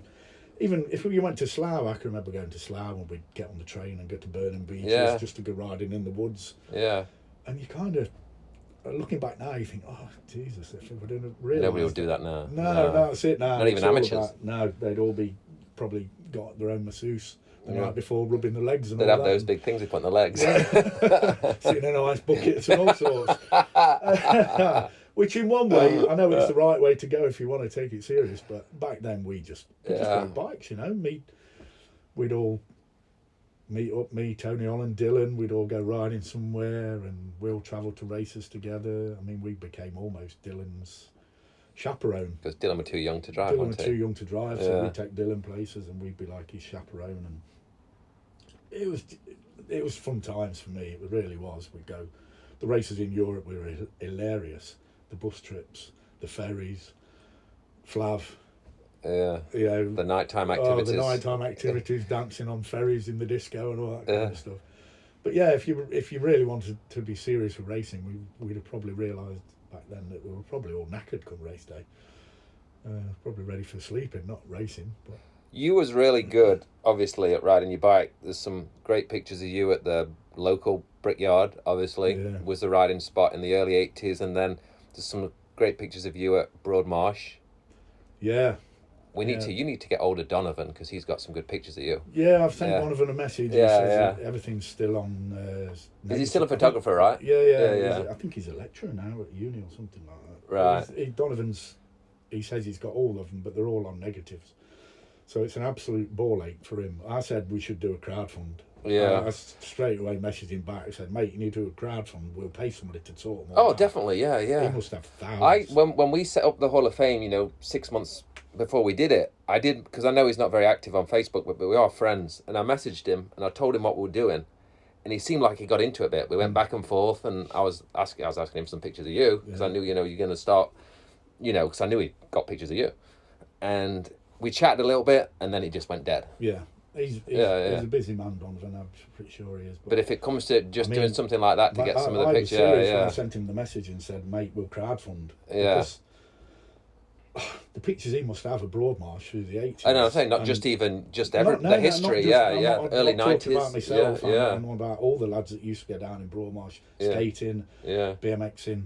I mean, we got lucky. He did dig out some pictures of me, Tony, and Dylan riding at Broadmarsh. Yeah, They've become almost still pop like, up. Yeah, folklore. Yeah, you know the time then. Dylan was the first one over. It wasn't us. And people say, "Oh, you were the madmen that jumped to ours." So Dylan was the first one that went over, and then me and Tony kind of followed Dylan, to be honest. But yeah. So it wasn't really known. Like I say, you were still, even though you were racing and winning pro and stuff, you were still like riding up Broadmarsh and riding quarter pipes. There's loads of pictures of you on quarter pipes and stuff. I'm sure now it was the birth of street riding and all that, which is almost what we were doing anyway. We were just playing about on bikes and riding whatever we could find we could ride. We'd ride. Yeah. But yeah, anybody had any trails anywhere? I can remember. I know Darren Croft remembers it better than me. Crofty will remember we all went up there and riding some trails up near Dillon's, and again, vague memories. You actually entered a freestyle contest because I read the results. Yeah. There's a picture of you on a quarter pipe at Alfreton, I think, right? Oh. Is it Alfreton? No, I used to ride at Alfreton quite a bit. We used to go with Ross Marshall. And I bet Jamie would probably be there some nights as well. Well, you're in the results, and there's a picture of you with your race gear on a quarter pipe. Well, we used to. I definitely entered one in Nottingham. That might have been it then, Nottingham. I think it was. But I think Chesterfield National was on either that weekend or quite soon. And I'm not good at sitting around. I look back now and I think I would have probably been diagnosed with ADHD or something like that when I was a kid. We just couldn't sit still. Mental health. So for me, standing around at a freestyle comp all day, I did my bit, and then I think I was standing around that much. I just went, you know what, I'm bored, I'm going. And I think I ended up going up to Chesterfield track. That's what I've got in the head anyway. Just go and practice. Even there was that little swimming pool thing, right, at the bottom. At Chesterfield, yeah. I'm sure somebody put transition banks in it at some point. I broke my wrist there trying to. I tried to I don't know why I even tried to do it. I tried to back wheel and then jump in. Broken wrist. Oops. Yeah, I'm sure somebody built it or started skating in the swimming pool at what's it called? Ringwood Park. Yeah. Track's still there. Track's still there. Yeah. I love that track. Even when I raced again in 2005, I won there. I love that track. So yeah, they still. I've seen them clean the track up. I think they've got a couple of regionals and that there. Yeah. Phil Charney let us know. Yeah. Let's move into a little bit. So again, kind of fizzled out. At least from racing, early 90s, you did a little bit, and then Well, 1990, that was the other one for me. I was still racing. So 89. You raced 89 and 90, yeah, definitely. 89, this is where another flashback to 89 was when Winnie, so it must have been either the last national or one of the last nationals, you were number one, I would have been number two, Winnie was going to be number three, I think. But me and Winnie had worked it out that if he beat me, I think it might have been the last national, was it Derby? I think if he beat me, he could get number two, right, and I would be number three, right. So I was a massive third base fan, right, at the time, really into third base, and so I'd worked it out and I said, look, mate, I could have three on my plate, I could have third base on my number plate. So I can't remember how it worked out, but I ended up letting Winnie beat me. Yeah. So you got number one, I think. Winnie got number two, right, and I got my precious third base on my number plate for quite some time. So I must have gone into 1990 with a number three plate. I think that sounds about. I'll have to look back. I know me and you were up for the title. Yeah. It was close between me and you. Yeah, I think. Well, I think you'd already, or you must have already been decided you were going to be number one or something like that. So it was between me and Winnie for 2 and 3. Yeah. But I said, mate, you can have it. I want. I think that's 89. Me and you were up for the title at Wigan, and I passed you. Right. Okay. Then it must have been 1990. You did that. Well, but 1990 was when the fatal year for me, British champs. We built the track at American Adventure. But didn't you come back at the end? No. Maybe it's 91 then. I doubt it. I don't think I did, because I think 1990 was kind of where I. Fizzled out. Too many doubts. I had that big crash when we were building the track at American Adventure and put myself in hospital with internal bleeding for a fortnight. I remember that, yeah. So I don't think I raced again, not in 1990 anyway. I might have tried at the beginning of 91 a couple of races, but realised I'd completely lost my bottle for racing at the time. So what did you do then when you finally, for those, because you didn't come back then for a long time? No, I didn't. No, well, I started going out clubbing. having fun with mates again, and that kind of took over life for a bit. Met a great gang of lads who we're all pretty much still friends with. But we were going out clubbing and travelling around the country. Were you still riding bikes then? Were you doing trails and that? I don't think I did much for 90. And then 91, I think I tried a few races in 91. But then quickly realised I'd just lost my bottle completely. I could attack a speed jump that was 5-6 foot tall and just pull up and go straight over it, and I just didn't dare do that anymore after that crash. Right. So, so 91 I drifted away again. It was the rave era anyway, he's probably into that. Yeah, I just lost a load of bottle. So 91 I drifted away. 92 I went to watch some racing, and that's where I think I went to Peterborough to watch a race, and I ended up borrowing Jamie Staff's bike. All right, the Titan. Yeah, and raced in 92. And that's where there's that picture of you and Dean Idios and Jason Perry. Perry. So that's when, we all, so Cynthia. That'd be 92. Yeah, so it'd be 92, Cynthia and Jeff not gave me, but supplied me with a frame, and I built a Titan up and started racing. I think I raced the rest of the season for them. Yeah. On Titan, but again, it was just for fun. Whether I wanted to race or not. Yeah. If I wanted to race, I went and raced, and if I didn't, I didn't. But then that became, so 93, 94, 95, I went to university out of the way. That was it, yeah. And then completely lost track with BMX. Yeah. For about 3 years, 93 to 95. Yeah. And then came home again and picked a BMX up again. And started, there was a few young lads then in Ilkeston, Sean Parry, Pete Carrier, all that lot. They were all racing and building trails, so we all started building trails with that lot.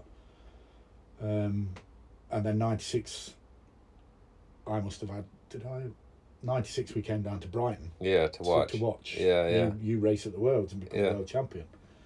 So that was a kickstart again for me. I want to do it again. Let's have a go. We'll have a go at the racing thing again. So I did a bit in 90, but my love had completely swapped. But you were still pretty good. You came back, because I've got some videos. Actually, Jamie Boness, his dad, used to video a lot of stuff. Right, okay. And we did a load of regionals, 96, 97. And there's me, you're on your yellow GT. Your bars are all forward because your top two is probably 18 inches. Yeah. And there's like the Murray brothers that are just coming into Superclass. Yeah. There's Indri, me, you, Jamie Boness, I think Rob Denman and people like that. Well, that's where I've got loads of videos of all us lot arsing about down at Redditch. We went and met the Murrays. Yes, I remember, yeah. So some little jump out, fly out down there, Redditch somewhere. Photos of Indri, Dylan was there. Yeah. So I've got loads of that 8mm footage and we need a camera and try and drag I can it do out. all that. Drag it out next time I come back. On them. Yeah. So we started all riding together, messing about, but a lot of it was at Redditch trails and Bromsgrove trails. Yeah. Because the track wasn't there at Redditch at that point, the new one. I was talking to Darren O'Neill a couple of days ago, and we were talking about Redditch, and I was talking when I was with Darren. We're talking about Steve Rook. Because Darren's Rookie was all the fun. Yeah, he was. Yeah. I talked to him, and Darren's on the committee for Redditch, and they've got a potential a big revamp of the whole place. And I was talking about Steve Rook, and I was telling Darren, went to see Stephen Murray, and me and Stephen were talking about when we used to go to Redditch and the jumps and stuff, what you just talked about. But then I was trying to explain to that. You were friends with the guy that passed away. He used to come and build jumps there with Steve Rook. Nice guy. No, you put me on the spot now. Yeah. I'm going to try and remember his name. Big lad. Yeah, he was Steve Rook's friend. Stocky lad, yeah. Yes, he always have his shirt off, didn't he? Yeah, he was a nice lad as well. But we're talking about that anyway. I must have loads of pictures and videos of us all riding with him back then. You put me on the spot now. But anyway, I was just, Stephen remembered that as well. He was still, only 15, 16. But all those trails. Again, you kind of lose track of time, don't you? But everybody was still kids back then. So I was getting old then. So I was coming up to 30 years or about 30 years old. But I was enjoying the BMX more than I have done for a long time. I raced a few races in 97. I think I won about 3 or 4 nationals on cruiser or something like that. Yeah. I definitely won a national on cruiser.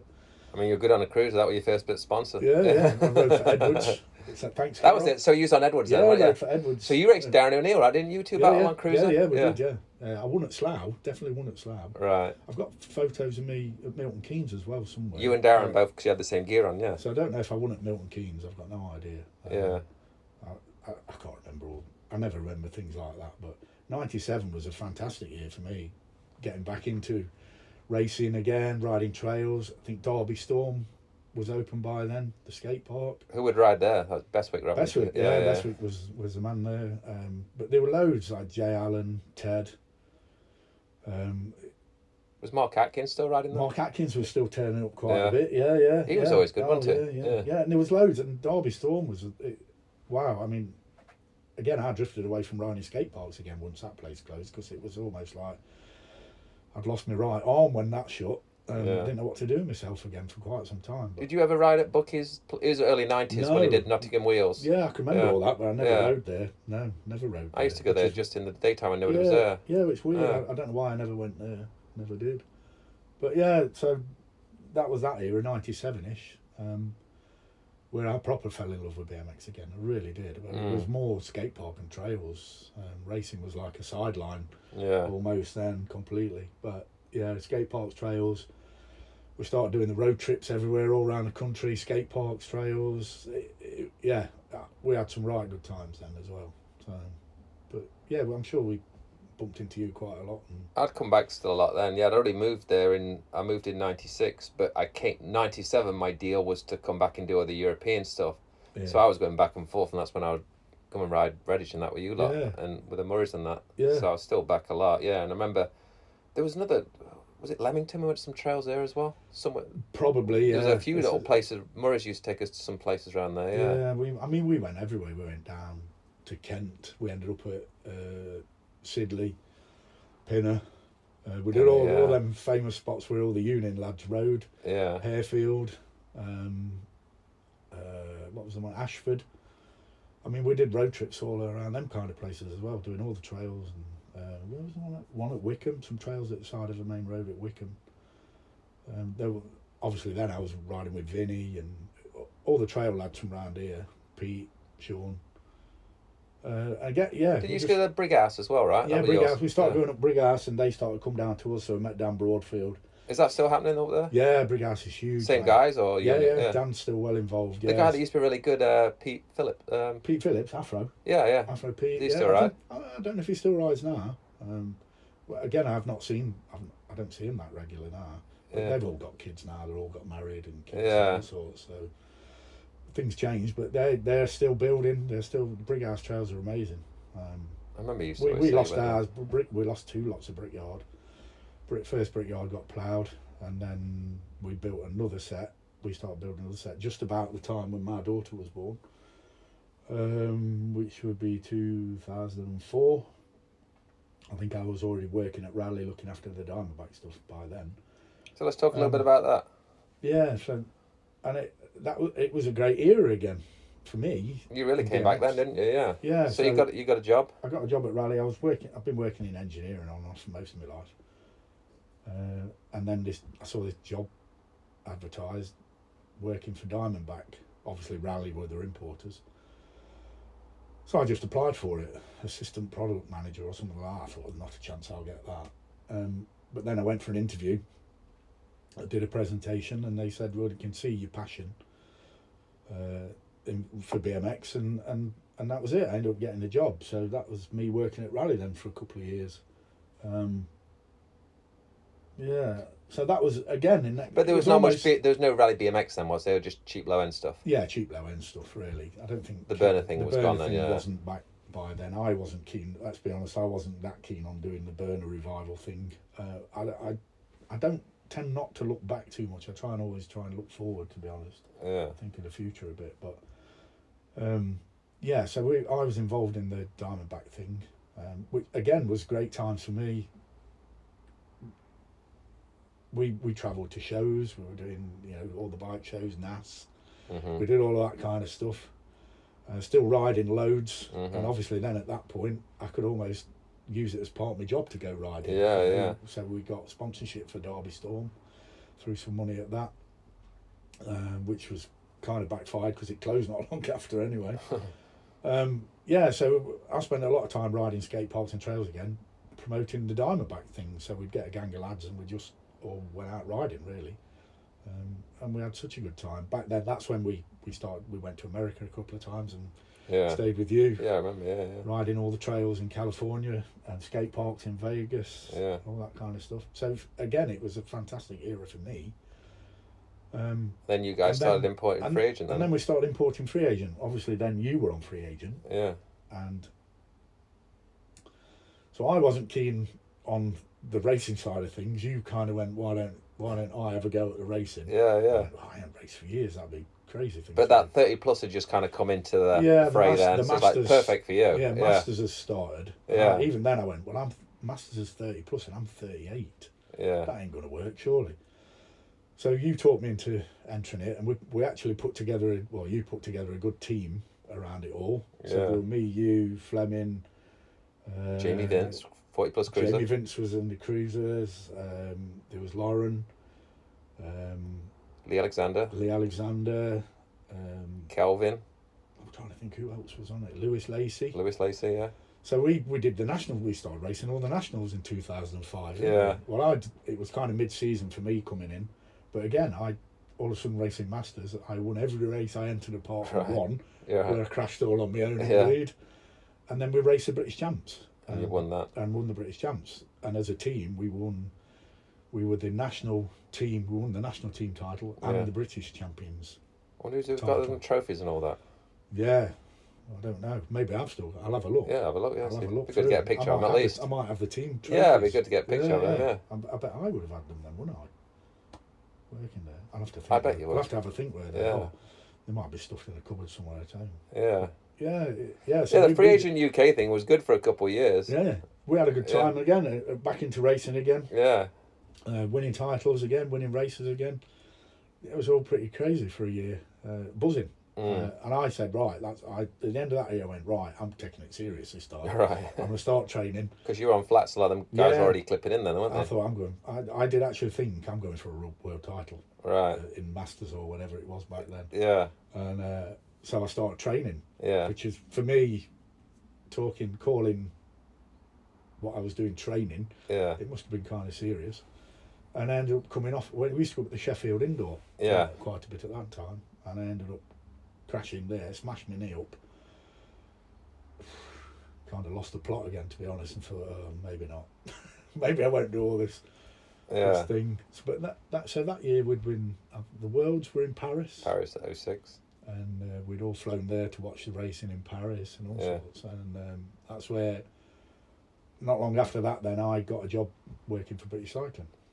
So how did that go? Talk about that. Well, it was good because my knee was smashed. Yeah. So I ended up going to get my knee sorted out when I worked for British Cycling. So Dave B got you that job, right?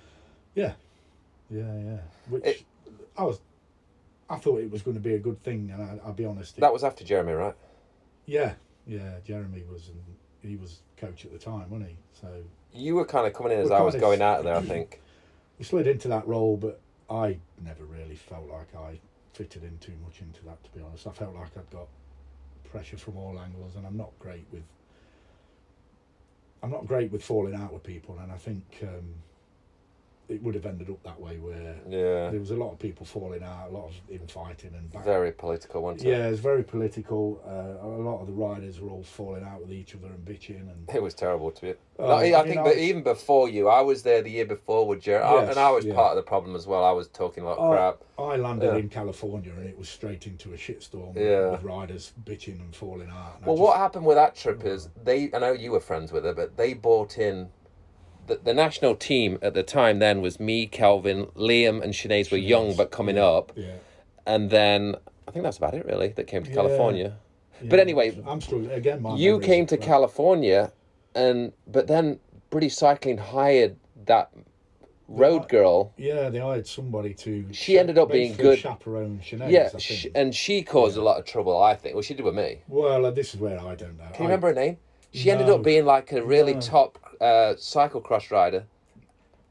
Yeah. Anyway, she got popped for sauce. Yes, she did. Yeah, so that's why I was trying to remember her name. Yeah, I'm trying to remember her name. I fell out with her a few times during that trip. Yeah, they brought her in to chaperone Sinead because basically we were all a load of blokes and Sinead's, which that's never going to work. No. So, as soon as I got there, I just thought, God, what have I let myself in for? No, well, it was just, I was at the end of the road anyway, so I was not being professional, just half-assing it. Then you've got the Liam and Sinead's coming through being young. Kelvin was, trying to be the next guy and Kelvin was trying to sponge it all in because he wanted to learn all the new stuff, where I didn't want to learn all the new stuff, and you was like dealing with all of us. I can remember we went to Arizona for a race in Phoenix, and I'm not going to say the conversations me and Jamie were having, because obviously Jamie was involved. Me and Jamie were the two coaches, really. He was going to do the weights and the building side of stuff, and I was supposed to be working on the tracks, and the trackcraft and all that kind of stuff and skills. And so, let's be honest, I mean, we never really got off the ground and how we were going to run all this kind of stuff. We were still, it was new for everybody. Yeah, it was all new, and we didn't really know what we were doing. But I just remember some of the conversations at Phoenix was just, how are we going to do this? Right. It was just hard work from the start, mentally stressful.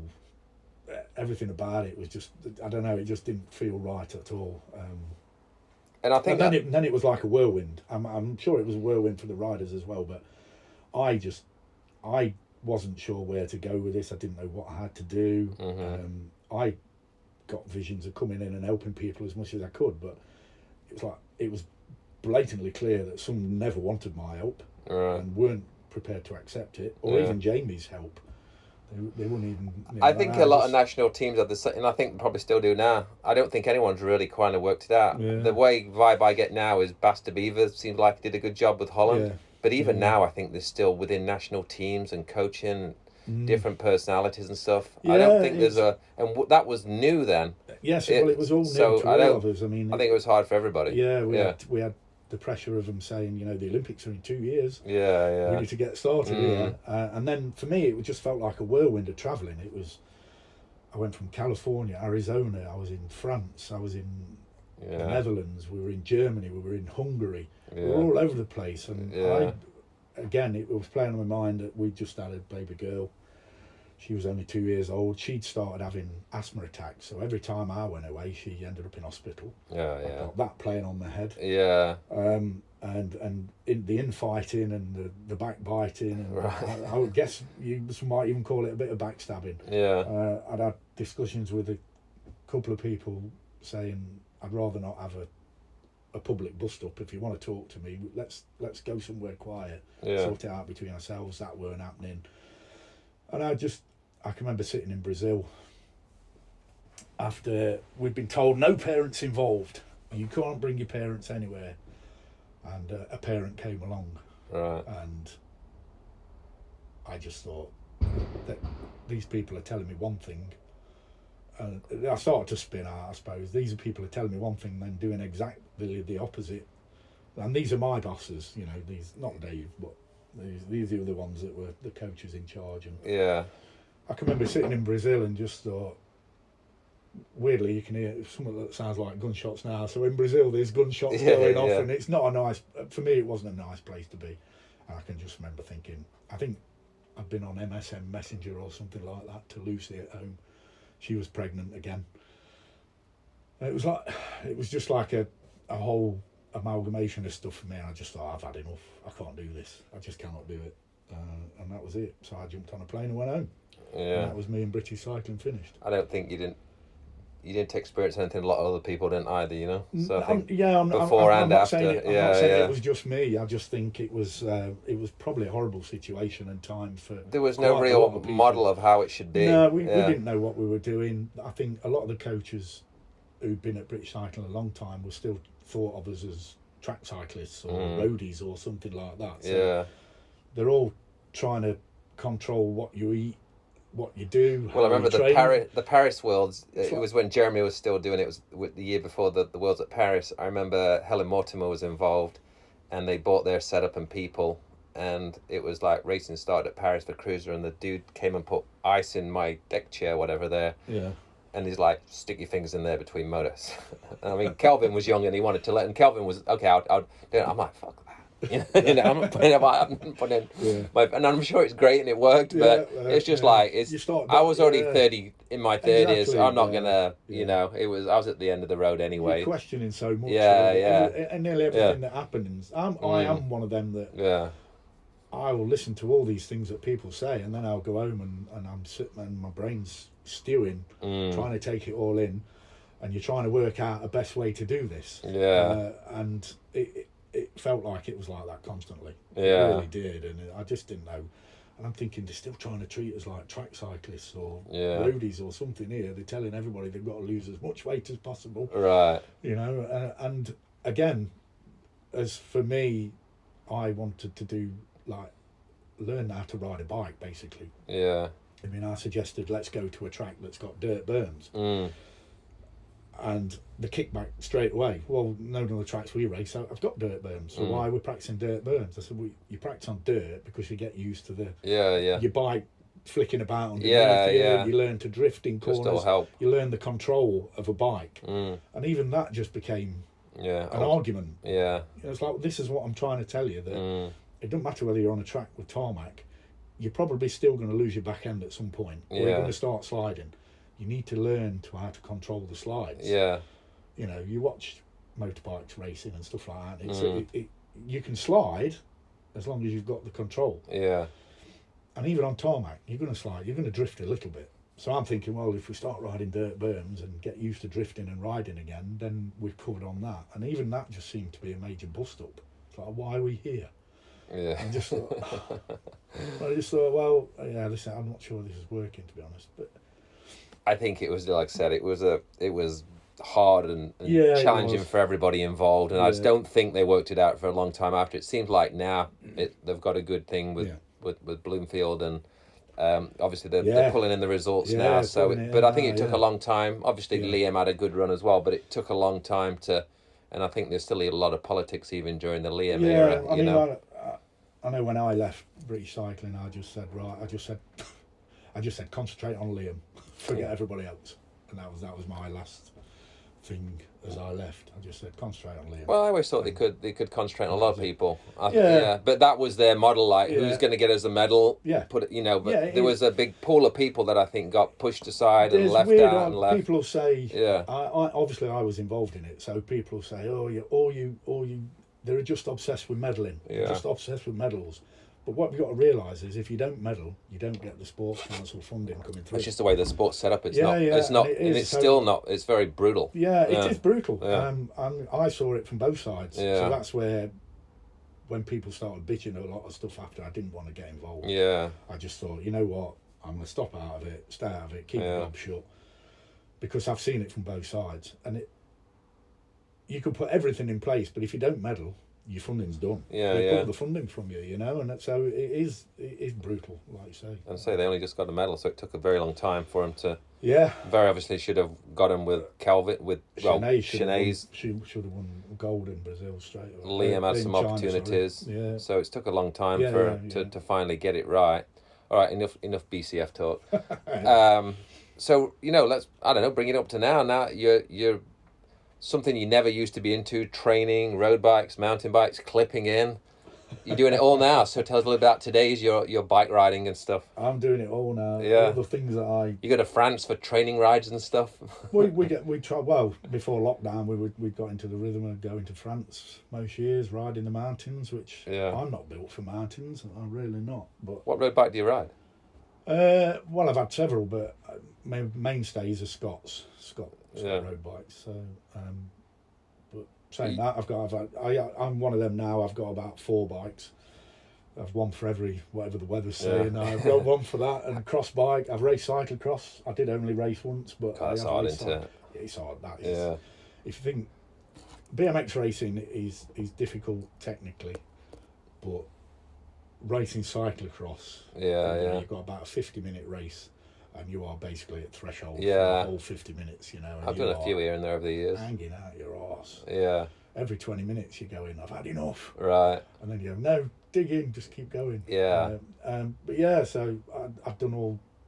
I thought I'll have a go. I thought it might be my thing, but I went to a next cyclocross race, and I'm seeing kids crying and BMX ripped off bikes and everybody's caked in shit, and I just thought, maybe it's not for me. Right. I don't like mud. I really don't like riding in mud. So, and everybody getting off and running, which I still don't quite understand in a bike race. It's brutal, I think, when I do it. Yeah. I used to do it for a bit of cross training, but god damn it, even in America, because it wasn't muddy there, but just like dry cyclocross was just poof. I think I ought to put on a cyclocross summer series or something like that, and then I'd probably race. Just race in America, because it's never muddy. It's never muddy, At least where we are. Yeah, so now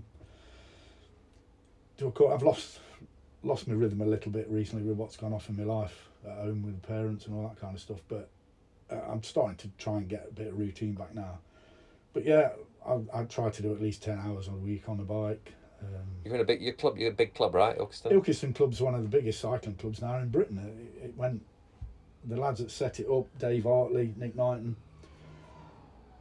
Yeah, I think they set it up as a bit of fun between them and the friends, and then it's gone from level to level. I think there's something like 400 members. It's one of the biggest clubs that's got the biggest women involved in it as well, which is brilliant. Dave Brailsford got involved, so me and Dave used to still go out riding quite a bit, and I asked Dave if he'd got any advice for the lads. He ended up getting involved. We all went and had a meeting with them in a cafe one day, and Dave got quite heavily involved with trying to help them how to run it and what to look for. And the club's brilliant. They're really, really good. We're saying that now. I don't really ride with the club much. They put on races all the time. They're highly concentrated on the track at the minute with velodrome and things like that. But is that Derby Velodrome? Yeah. But I still try and ride, like I say, 10 hours a week at least. And then I feel like I'm doing all right if I can squeeze 10 hours in. Yeah, Jesus Christ. Yeah. 10 hours more than me. All right, so let's talk a little bit about Hall of Fame. What was your thoughts when you first heard we were going to do it? And then First thoughts on the Hall of Fame, it's about time. Yeah. I'm sure maybe you were involved, or me, you, Scott Dick. Just talking about it, and I'm going back 15 years ago. I'm sure we did, we're all kind of talking about it, saying we ought to have some kind of museum or a Hall of Fame type of thing where we did. And then kids came along, and you get busy in life, and it drifts out of my mind if I'm not pushed to do stuff. So you just get in a routine of life, and it's just been forgotten about, hasn't it? And then, when you said we're going to do this Hall of Fame, and I thought, well, it's about time. It's about time somebody did something. Not thinking I'd ever be involved in winning something. Mm-hmm. But for me, it was just, this is going to be a great night out. Yeah. Loads of people turning up. We can all have the crack, a few beers, see a few folk we've not seen for a while. Yeah. And have a nice night. Yeah. And then I got nominated. And for me, it all went a little bit weird. Yeah. Oh, I weren't really expecting that, to be honest. I don't put myself in groups with, but then like I said earlier, you kind of look back on what I did and you think, well, actually, you was in our heart, and we're still we're having a little rest now from posting and talking about Hall of Fame. I think we've overwhelmed everybody with it, post event with photos and videos and stuff, but we definitely gonna start reaching out just on social media more. We've had little talks, what we did good, what we did bad, how we can improve it and stuff, but I think for the first one we're very happy how it went. But for your particular, you winning the racer category, because you was on the borderline of being a pioneer, but also you moved into our era, and that's where I think we wanted to take the race category from, after the Ruffle March era, would say, which was, leading into the mid-80s. And you was the perfect guy, because you crossed, we never really raced Andy and Tim. Flem, guys we've talked about in this podcast, you did both eras, and obviously you won at that era, and you won at our era as well, which is basically the early 80s and the later 80s, 30s. So I think you're the perfect guy for the first one, I think, and I think we all agree. Everybody agreed. I'm absolutely blown away. Yeah. Obviously, I burst into tears when it happened. But that was more pictures up on the screen and all that kind of stuff. It wasn't anything I ever expected. Yeah. But if I try and take a step back from how I feel about things and look at myself for the race scene. I suppose I did all right. Yeah, definitely. I didn't take it onto the European and the world stage, but that was kind of, I'd almost painted myself into a corner by going pro. Yeah. Where, so for 3 years or so, which were my peak years. Yeah. I couldn't race in Europe. No. You know, and those English guys that did obviously went on. Craig obviously went on to be world champion. Gary Llewellyn and Craig, and a lot of the British guys, Nicky Matthews we talked about, came back and did Superclass. A lot of the British guys did really good. Yeah. You know. Oh so yeah. I mean, they would have probably learned all one at the top racing in Europe. Yeah. You know, you've got to, if you want to get better, you've got to step it up. Tom. You know, Andy Welsh. Tom. Tom especially. When he went to Europe. Yeah. Wow. You know, different level stuff again, isn't it? Yeah. So I don't know. I have to try and step away from myself sometimes and look in and go, yeah, you're all right. But yeah, the Hall of Fame. It's about time it was done. Yeah. Let's be honest. You watch other sports doing it all over the years. They've all got this running, and you see cycling, road cycling, and they've all got halls of fame, and they've all got, you know, they talk about the past quite a lot. Yeah. You know, such as all these heroes and legends of olden years and all that, which I suppose, take myself out of the equation, I still do myself a little bit. I talk about, you know, Andy and Tim, Alan, Trev, all these people that won races and were there at the start. They were the ones that we were all dreaming of, looking in magazines and newspapers and all that kind of stuff. So it's about time somebody did it. Let's be honest. I know Tim's not that hyped on it, but the thing is, he's got to be in there at some point. I'm afraid he has to be. He won't accept it, I'm sure.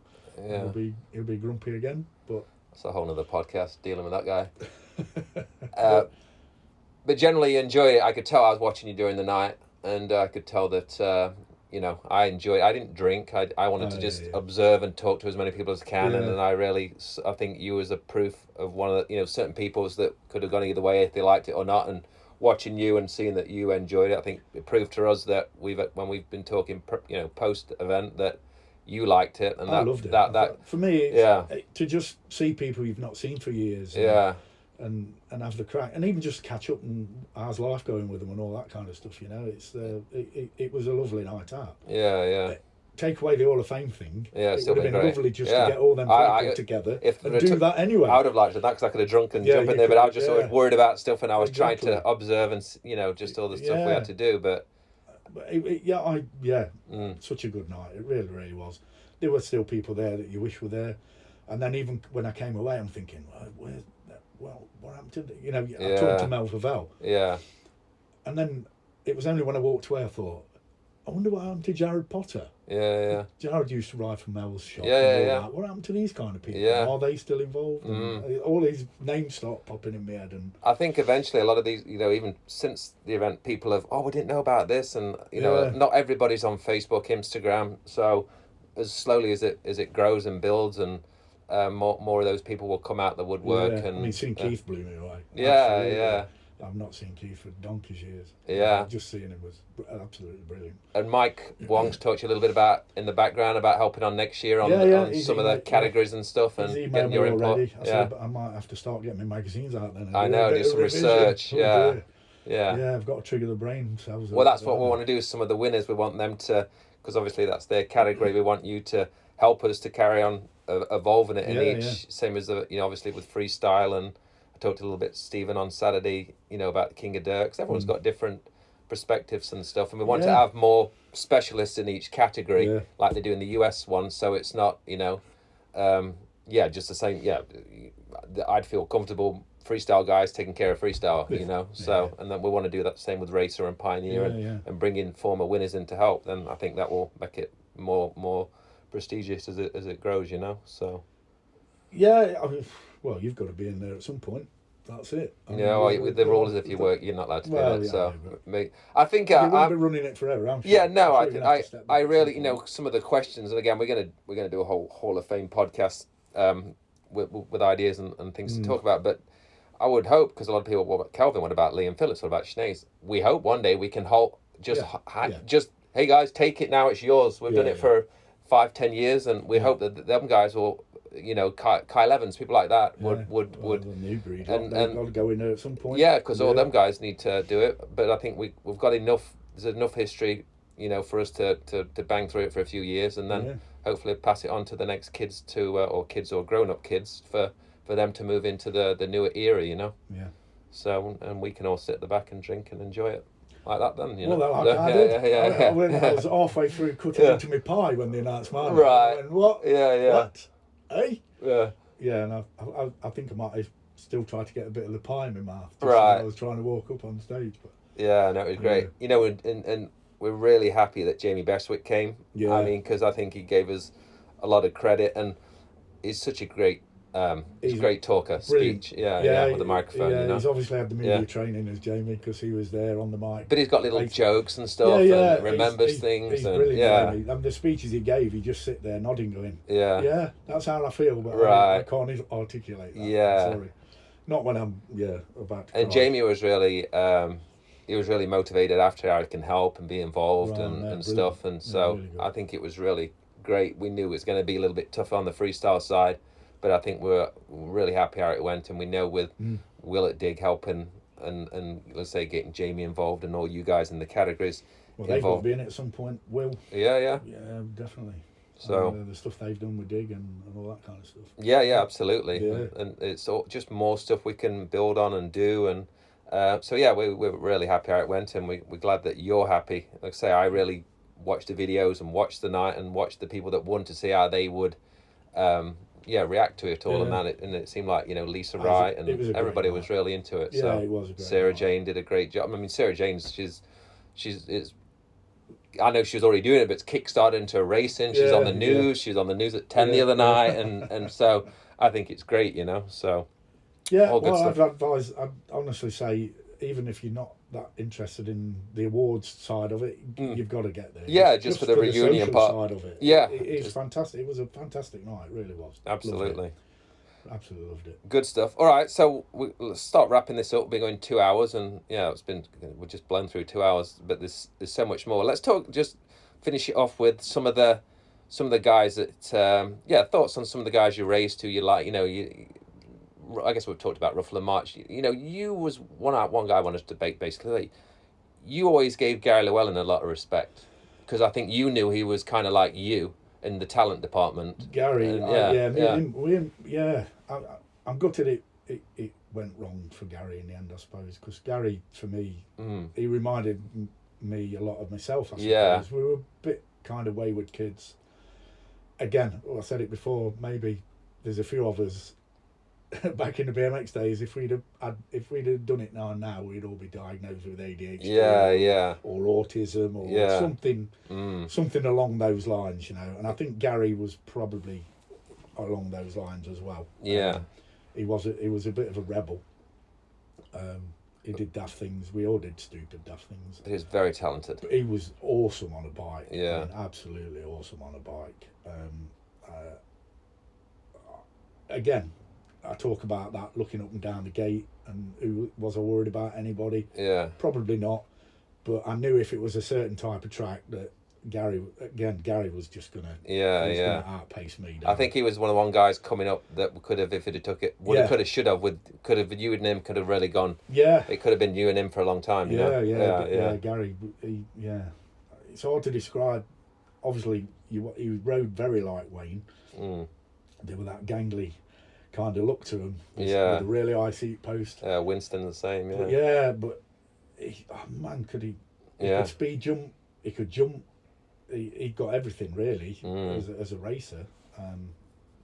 Again, but it's what's going off upstairs, isn't it? So, like I say, I think he's probably one of them that he probably couldn't sit still for very long. Yeah. One of them types, you know. Yeah. I know. Is he still with us? I really did. I don't know. I know his health. Last I heard, his health wasn't the greatest. No. So when love an update. We caught up at Bournemouth, didn't we? We all met up at Bournemouth in 2005, was it? Gary turned up. Yeah. And it was quite sad to see what he'd become, to be honest. He wasn't very well at all. wasn't mentally very well at all. No, Which is it'd love to be. It'd be nice to get an update on Gary and Wayne. You know, my friend Gary Wallace, not the Quora Gary Wallace, the other Gary Wallace. I think you know Gary Wallace, the Edwards one, friends with Errol. I know he still talks to Wayne, so at some point I'll chat with Gary a bit more and find out a bit more about Gary and Wayne. Yeah. Let's finish it off with. Oh yeah, I've got one last question, but maybe anything you want to say before you wrap it up? No, not really. I didn't think I'd ever be doing one of these. It took me. I think you and Neil. I mean, I'm going to start working on Neil again after this one. Get on it, But Neil. yeah, it's took a few years for you, definitely. Get on it, Neil. Yeah. He blew me away. When we came out to California and rode with Neil and he's doing flips and all sorts, you think, wow. Right. Yeah, But he's like you now, though. He's quietly just riding his bike, clipped in, his mountain bike. Fair dues, Neil. Yeah, we've got to look after ourselves. We're not getting any younger. I still don't want to say I'll never ride a BMX again, but that's you know, it doesn't. Why not? It doesn't. I can jump on my road bike, or I've got a turbo trainer. I always thought pump tracks. You'd enjoy riding a pump track. You know. Well, that's what I'm thinking of the most. To be honest. You know, Jamie Bonus was telling me the other day they're going to build a pump track at Newark. Okay, so one out there as well. Yeah. So it could be perfect they're for you. Everywhere now. Yeah, they're so much fun. Yeah, I should have got involved around here locally. I'm sure there will be one eventually. They're popping up everywhere now, you know. So I'm sure Derby or Nottingham will end up getting something. But I do enjoy throwing the clipped shoes on nowadays. Bike ride and your lycra and your tights and stuff. It's all become over the last few years for me. It was kind of you need to prove other things. So we did the 100-mile rides. We're now doing regular. Well, so most years now we're doing a 200-mile ride and we're going up mountains and it's just a different style of riding a bike and it's just doing something different. Yeah. I love it. I love the camaraderie. I love the people I ride with. Again, the lads I ride with now, Kev Hill especially. Kev was one of the first people I ever rode bikes with when I was 10 years old. Mm-hmm. Me and Kev used to go down Brickyard riding bikes and motorbikes and all sorts of stuff, and it's gone full circle now. And me and Kev now ride together most weekends. And what's Kev now? Kev's 58. I'm 55. Kev's 58. We're not getting any younger. So, I think a nice cruiser or a nice 20-inch, and these pump tracks, I think it could get you right back into it. Yeah. I've got a T1 barcode sitting in the basement. I think it's when the weather clears up, you've got to try the pump track. I don't do crap weather. Let's wait till summer. Yeah. All right. Last question from me then. So, who was better, March or Ruffle? As a racer, at first for me it was probably March. I wanted to be more like Tim, but Andy's got that. He could ride a skate park and that's what a lot of people forget that, don't they? He was a freestyler as well as a racer, which is everything I've always said is when you've got the both things, it always impresses me anyway. So as a racer, I wanted to beat Tim more than I did Andy at the beginning, especially. Whitehaven 84, finally passed Tim in a cruiser race. Right. And that made me. That really pleased me. Yeah. So, but Tim, it's hard to say. I mean, they were both they really were superstars, weren't they, in BMX? Yeah. 40 years ago. Oh yeah, absolutely. Yeah. So, Tim, with his teams and the bus and all that kind of stuff, I wanted to beat Tim. Yeah. Russ. Tony Hoffman wanted me to be Ruffle. Which you definitely don't want to be. Yeah. I was never going to be Andy Ruffle. I was never going to be Andy Ruffle. I ain't got the gift of the gab or the media presence, so that was never going to happen for me. But Tony Hoffman wanted me to be Andy Ruffle, and I guess that made me rebel a little bit. Yeah. I didn't want to be what Tony wanted me to be. Yeah. So I just wanted to race and ride bikes. That's all I ever wanted to do. Yeah.